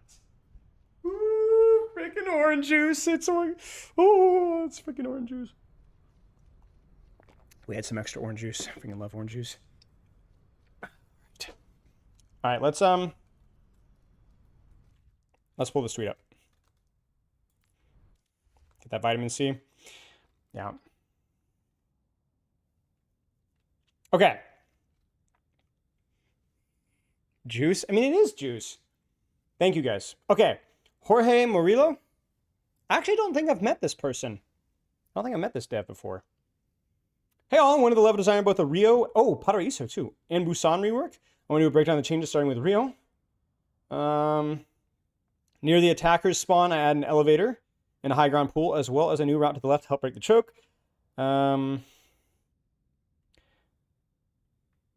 For the building, that's the first point. Remember the 2 doors and add 2 next routes to the other side of the building.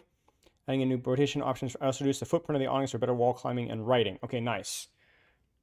I would love to see like some more discussions here. So the dominant stat should give players the player on the point itself, and added weak cover to the high grounds to give defenders more comfortable positions to hold. Yep. For the second point, I changed the central building quite a bit. I widened up the first and second floors and converted an interior to a patio space right here. I also added high ground cover, to small pin building, and added better attacker cover on the left path, sorry. On the cliffside, converted the 2-layered path to simply smooth out path and added a path through the record store for easier play on the cliffside.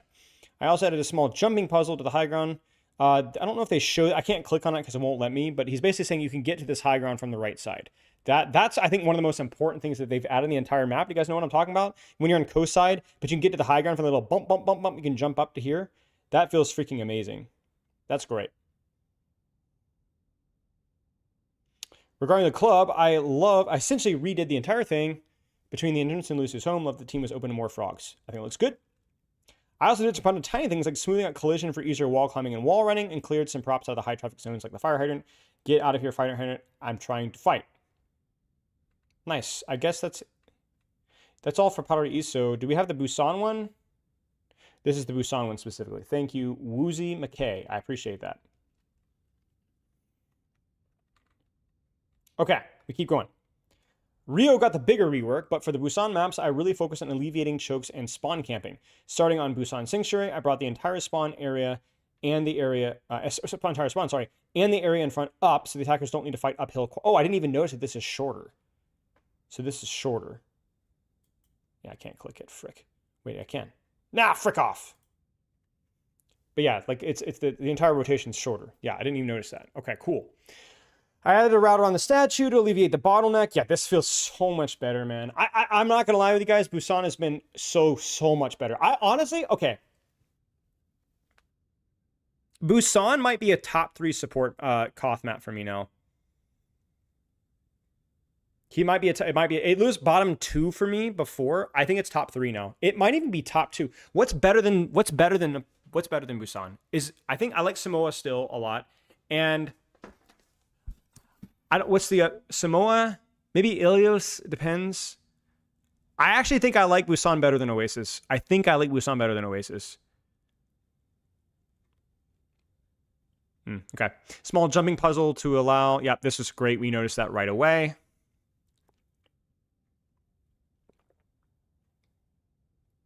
I mean, it just looks so nice, man. Along the wall, opposed to the duck and traversing this path. Upgrade the flank route to be a little more comfortable and add a little room with a large health back. First, we open up Deepon's room. Yeah, I need to check out Demon's room, honestly. I think that's the one thing I actually haven't looked at here. Maybe we should do that after this. It just looks so much better, too, man. So much less gray. It's just great. I opened up way up and added a little small flank route to the left. Yeah, the small flank route to the left was huge. I was coaching a player playing Busan today, just today, and it was this little flank route off the side here on that choke was incredibly important for them retaking space. Very, very important. Yeah, okay, props, bigger, wider choke, big. Holes bigger. Shift things around to give place more room, make the hole much bigger in your face. He didn't bring it up here, but one of the little things, you guys know what I'm talking about, that little clump of cover to the left side, he pulled it away from the wall, so it's actually way more usable now. You know the little pillar thing? Like, it's right off our screen right there. You can actually use that now. Very, very important. One of the underrated details that he did. Better choke. Slightly widen the right path, greatly widen the left path to point. The staircase there, yep, 100%. New path, made the high ground slightly weaker for defenders to alleviate getting held at the choke, right? Made a smaller changes like increasing the railing cover on the stairs. Interesting. Okay, so this actually functions more as cover. I actually didn't notice that in this as well. So there's planters here that weren't there before. You can use this cover more consistently. And you can actually hop up here with the box. Dang, man. I didn't actually notice, I don't think any of those 3 things. Yeah, this one obviously. Yeah, wow, good job. That was crazy. I actually didn't notice some of those things. Let's go look at the Demon's room here.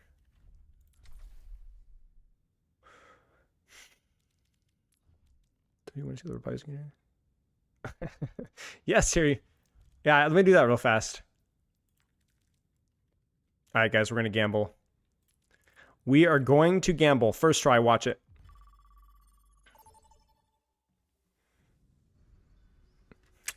Maps play the same? Yeah, as they should. I don't think anything should change how you play the map.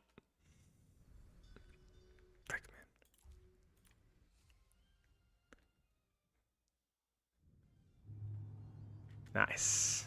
Nice. Is it down here? Is this Demon's room? No, this is not Demon's room. Where's Demon's room? I actually don't know where Demon's room is. In spawn. Oh.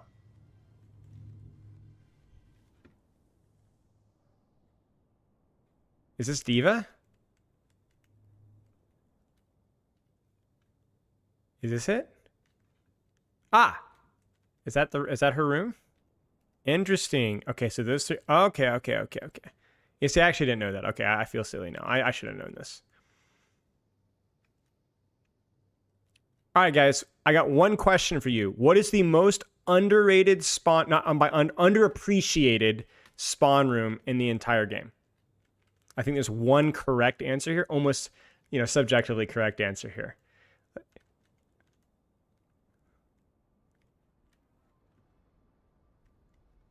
Any guess? I'll show you where it is.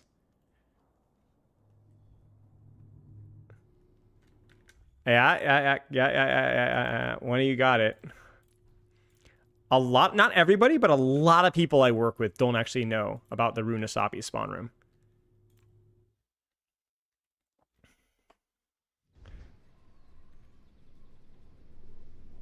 Here, I'll actually just move myself in here. Chris is indeed the best. Chris is not only the best, but also the greatest.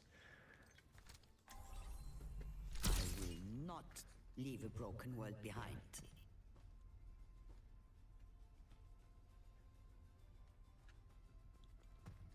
Nobody ever looks around, man. And I get it, but it's freaking gorgeous. This is Runasapi. And my graphics are turned down. My graphics are crap. I don't know if it's actually different on the other side. There's nothing of note here. Freaking Titan. I will not Other side? Check this out. I mean, frick me, man. Holy crap.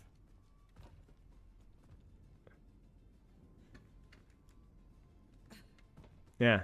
When was this added? I mean, this was always here. This is why I said it's underappreciated. Nobody even knows.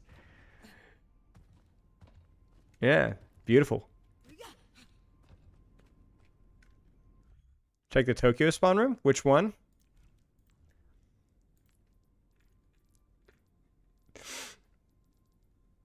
Yeah, Jackson.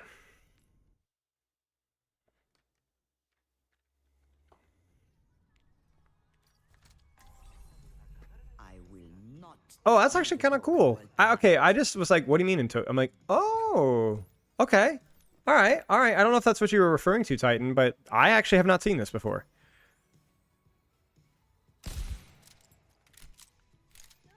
Maybe if we go, let's go third person there. Shoot the dino.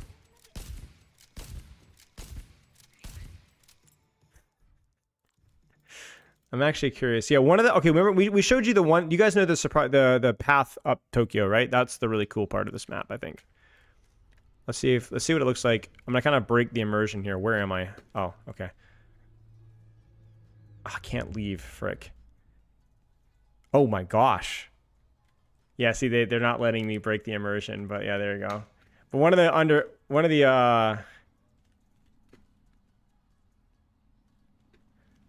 of the cool things about Tokyo, which we talked about on stream once, was yeah, the temple. Right over here. I mean, look at that, mama. Look at that. That's pretty nice, no? Yeah. Show us the Horizon Lunar Colony attacker spawn. Winston cinematic chills. Can I even pick Horizon Lunar Colony? How do I do that? I should know this. Discard. How do I do this? Presets. Assault.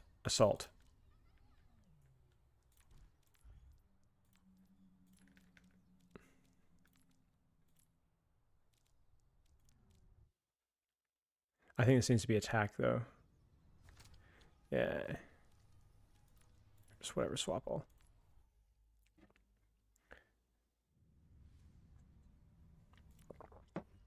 Oh, whoops.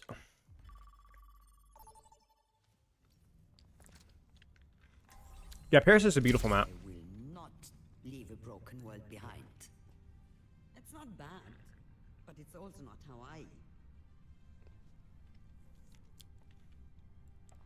I didn't even know there was unique voice lines.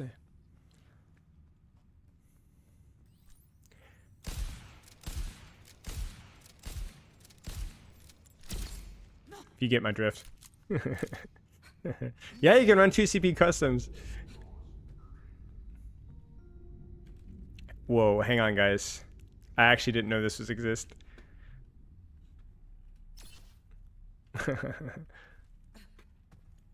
The heroes still get voice lines for it? Oh, frick, really? Dude, I mean, I'm sorry. I've never even, like, explored this. Frick, man. Alright, hang on. Pain is mine to master.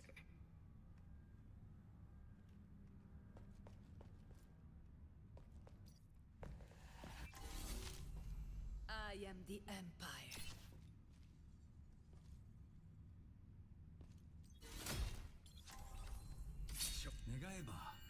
Oops.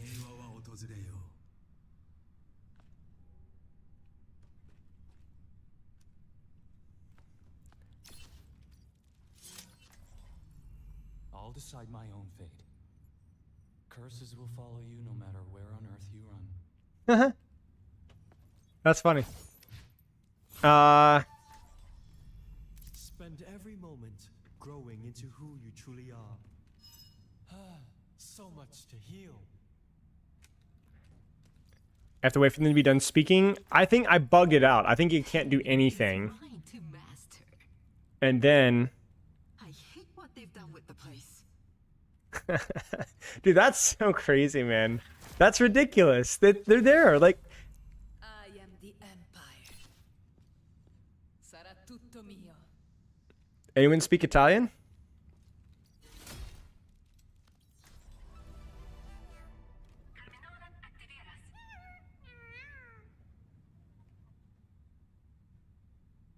No, my immersion. It's all mine. Juno? Oh, Juno's gotta have a good one, right? Step at a time. Blues, greens, yellows. Oh, Earth's colors are so beautiful. I carry my burdens alone. Okay. Weird. I'll light my own path. Frick.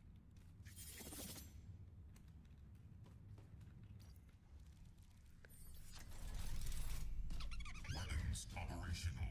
Grapple primed. Hamster pumped. He says the view is acceptable.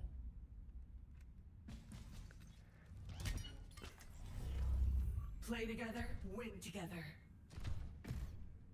Yeah, I guess the view from space is pretty cool. Okay. Thank you for your contribution, Demon. Yeah, Ball was pretty mad too, yeah. Hey, look. You can see the super coral from here. Okay. Thank you, Malga.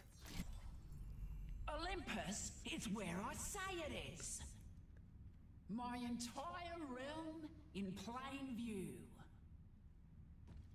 Okay. Come on, Dominic, give me the sauce, man. Perfect world is shaped by my hand. Well, it certainly has potential. Okay.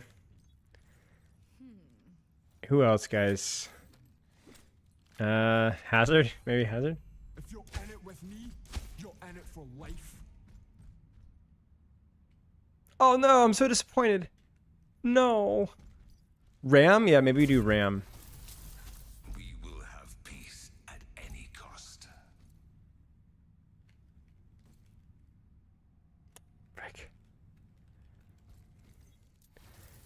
Sierra? The Sierra doesn't really have... Always climb, never fall. You got the Dominant Bunny skin? See, I think it's the only skin I have. She's so pretty from up here. It's the only other skin I have besides base skin, I think. I'll put it all on the line. Well, everything looks better from a distance.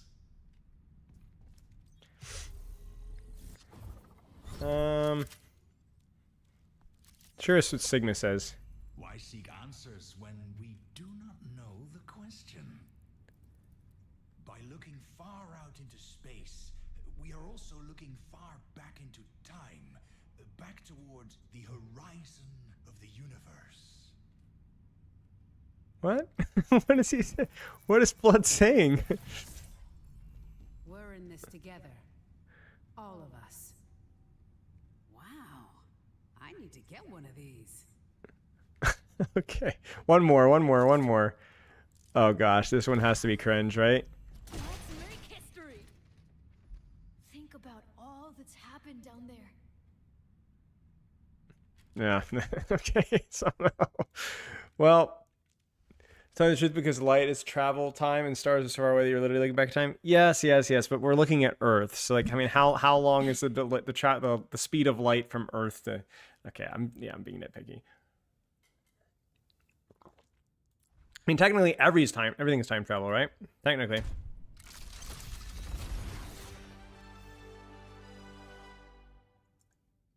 I mean, isn't the Earth to like the sun like 8 minutes or something like that? My grandfather was a scientist, and he would always scare me. He'd be like, "Yeah, if the sun were to blow up, we might not know for like 7 or 8 minutes." And I was like, "Huh, thanks." Feels that's actually a cool skin. I was like, very encouraging.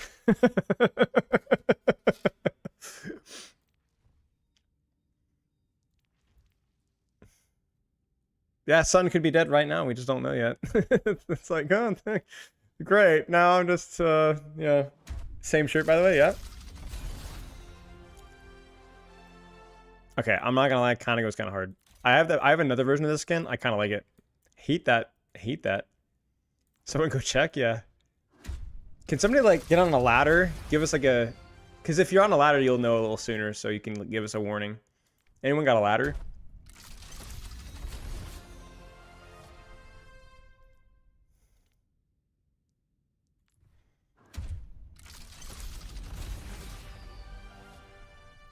All right, seriously, what's the difference in the Life Reaver skins? It looked cool, but I don't know if it's just I think it's a reskin, but it looks like a pretty decent. Harbinger. Oh, I mean, it's so bad. Okay, yeah, Frozen Seer versus Harbinger. I mean, both are cool. Harbinger just has like flesh color. They're both cool. I like this concept a lot. I'm on the second floor and it's not looking good. You guys are so funny. I don't know why that's funny. Oh, it tickles me. I'm on the second floor and it's not looking good. Why is that so funny? Oh my gosh. Oh my gosh.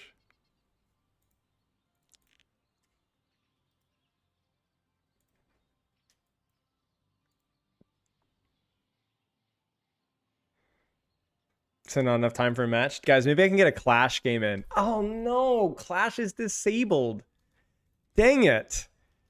My last chance for a good rank game and freaking Clash is disabled, bro. Are you freaking kidding me? Check the Widowmaker Baroness skin. Do I have it? I don't know. Let's find out.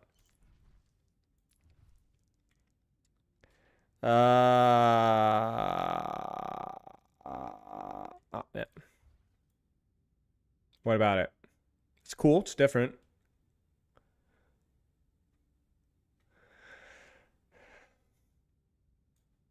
So the character's not even recognizable. I mean, this seems like more of a departure for me, but I guess to me it's more like other characters look like Widowmaker now. You know what I'm saying? Like Widowmaker was always the generic, like, you know. But what's up, Lambo?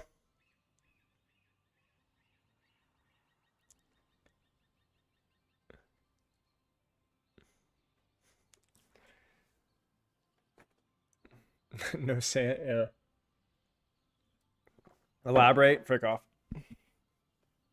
Did you guys see we're doing Team USA Pugs on Saturday? Might be fun. It might be fun. Catching stream between rank games, nice. All right, let's play a little bit. What do you guys want to see? What do you guys want to see? We'll do a little bit of play time. Maybe we'll do some Slay the Spire later, but we have a lighter week this week. We'll have like a lighter week for the next couple of weeks prior to BlizzCon, but Femme Fatale, yes, that's exactly what I was looking for. Femme Fatale, definitely.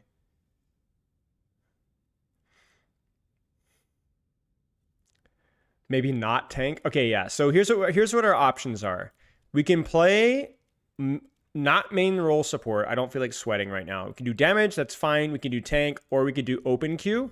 But the rules with open queue are like last time, to where like because of where I am right now, I'm not allowed to like play like characters I'm good at. Nice, Omi. Welcome. Only one. Thank you. Or Nomi, sorry. Widowmaker Masterclass. Open queue Lucio. Okay, let's just do by roll. Let's just do by roll. We'll do DPS, tank, and then that will help narrow things down. What play?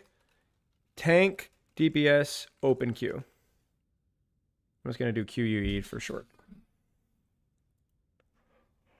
Polls live in Twitch.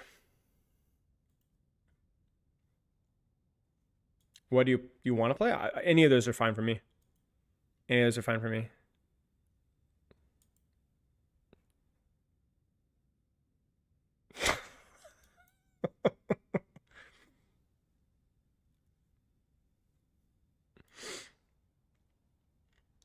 I'm being violated in Overwatch General.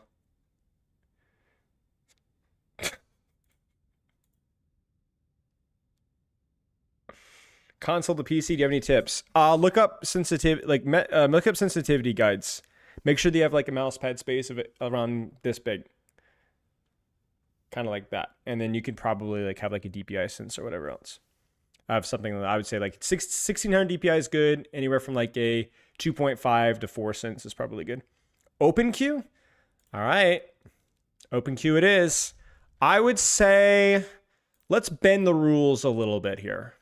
Let's say Widow, Hanzo, Tracer, Lucio. We'll add Lucio to list. Mercy, Lifeweaver. Trying to think what would not be. I'm trying to think of like what heroes. Ball, Doomfist. I'll add Ball to the list.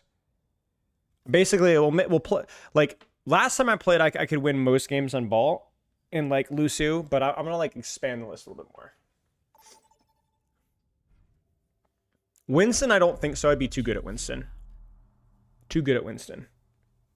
I don't want to smurf too much. I know it's not my fault the game placed me here, but if I can ethically climb to let people, because like yeah, I'll spend more time in the ranks, but in theory, if somebody has a good game, I want them to be rewarded with winning. That seems fair to me. Classic 66. Oh yeah. Dude, look at my rank. I got my title and everything. 66 platinum. Let's go. Select heroes to ban.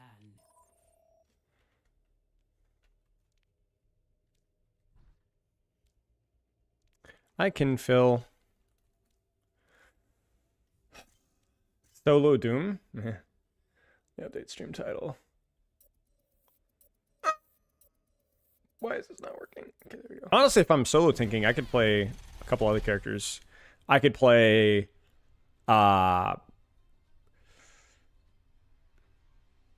Orisa, Ball. I could maybe even play Zarya. Zarya might be too. Well, Zarya wouldn't be too OP. Zarya solo tank's kind of bad, so.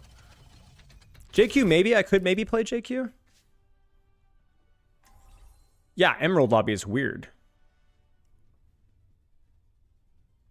Yeah, apparently we're in the big leagues now.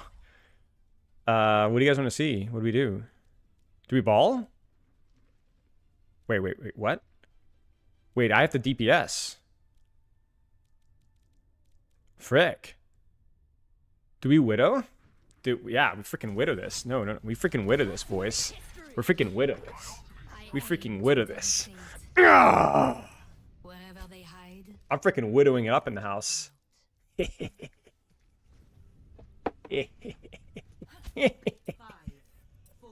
the town of Widowmaker. I'm no warm up.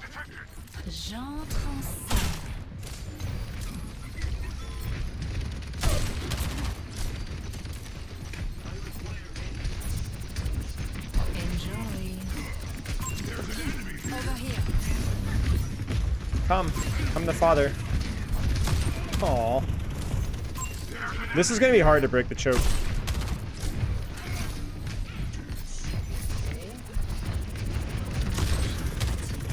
Oh, he didn't go height.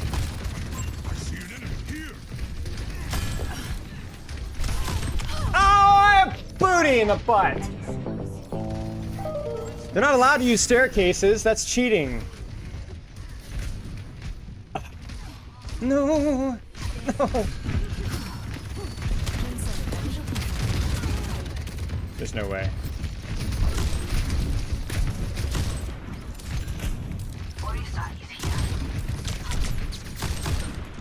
Oh no, latency. Wait, what? Oh no, dude, it wasn't, it didn't, the abilities didn't press. I lagged out. I literally lagged out. I did. I literally lagged out. I grappled, I pressed. Back in action. It didn't work.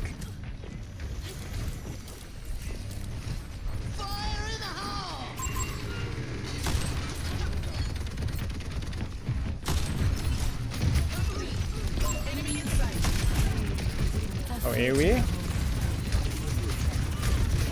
No one can hide from my sight. Dang it! I'm sorry. I'm sorry. I shouldn't have done that. That was egotistical. That was sloppy. That was sloppy. That was sloppy. That was sloppy. That was sloppy. That was sloppy. Because even if I hit the shot there, I get traded almost certainly. This is classic choke moment.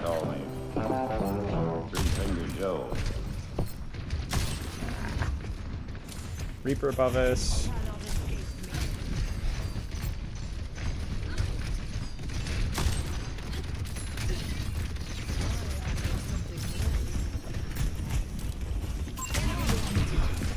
Hunting them down. Are you kidding me?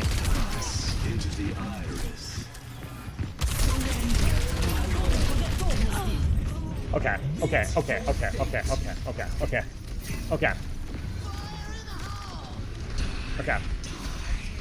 We got an E-Mech.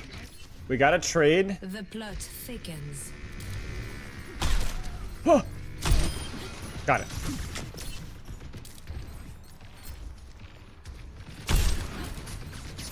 Oh. 60 seconds remaining. Minor perk unlocked. What's your poison? Over here. Like, the Moira didn't even heal me. I got orb. She was missing her healing. It's getting interesting. Do we have Graph? We do have Graph. Wait. Will. There is no time. We attack now. Never disturb the spider in our way. Hey, we got out of the choke. We got it, guys. We got out of the choke. It's all we needed. That's all we needed. Objective A. Our Moira player is really bad. I don't... The payload.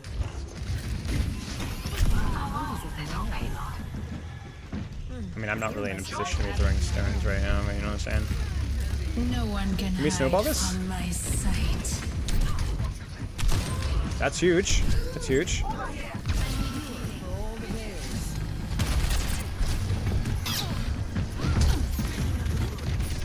Yeah, that's huge. Breathe deep.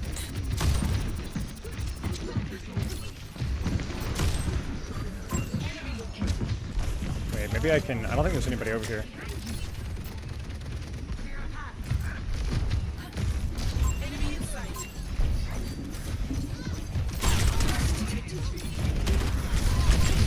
Oh, frick. Frick. Frick! I lost him. Wait, can we... No, come on. I've been waiting. Die Widow? Listen, man. I'm the angle taker. Right? That's what the friends call me. That...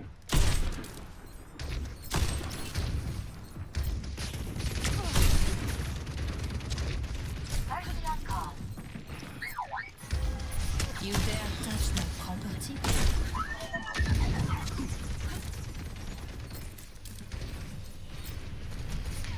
They call me other things too. Less nice things. I think Reaper's here off to the right, so 60 seconds remaining. that's a Discord. Oh gosh! Wow. Thank you, sir. I don't think he goes for me.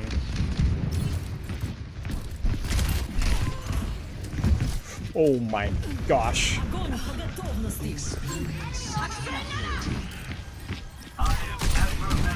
No.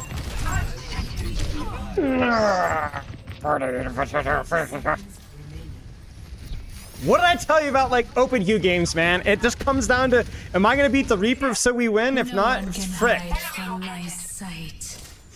Literally, we're playing a complete, it's like a separate game. Watch out. It's like we're playing a separate mini game, you know?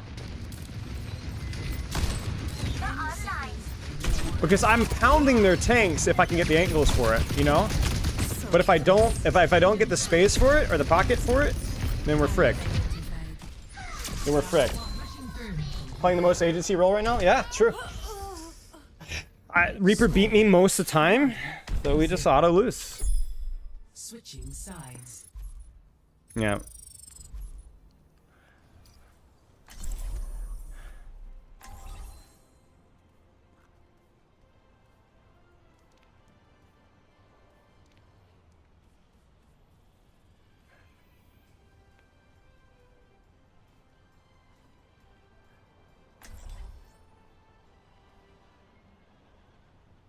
Herculean feats by you?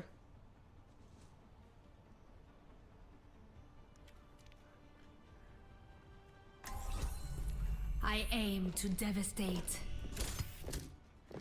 Can't I prefer to work always be alone, but I winners. suppose you will do.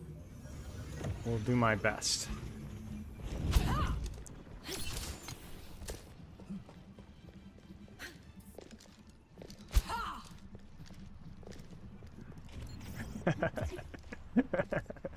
I'm trying to think here. Let's Vitamine here.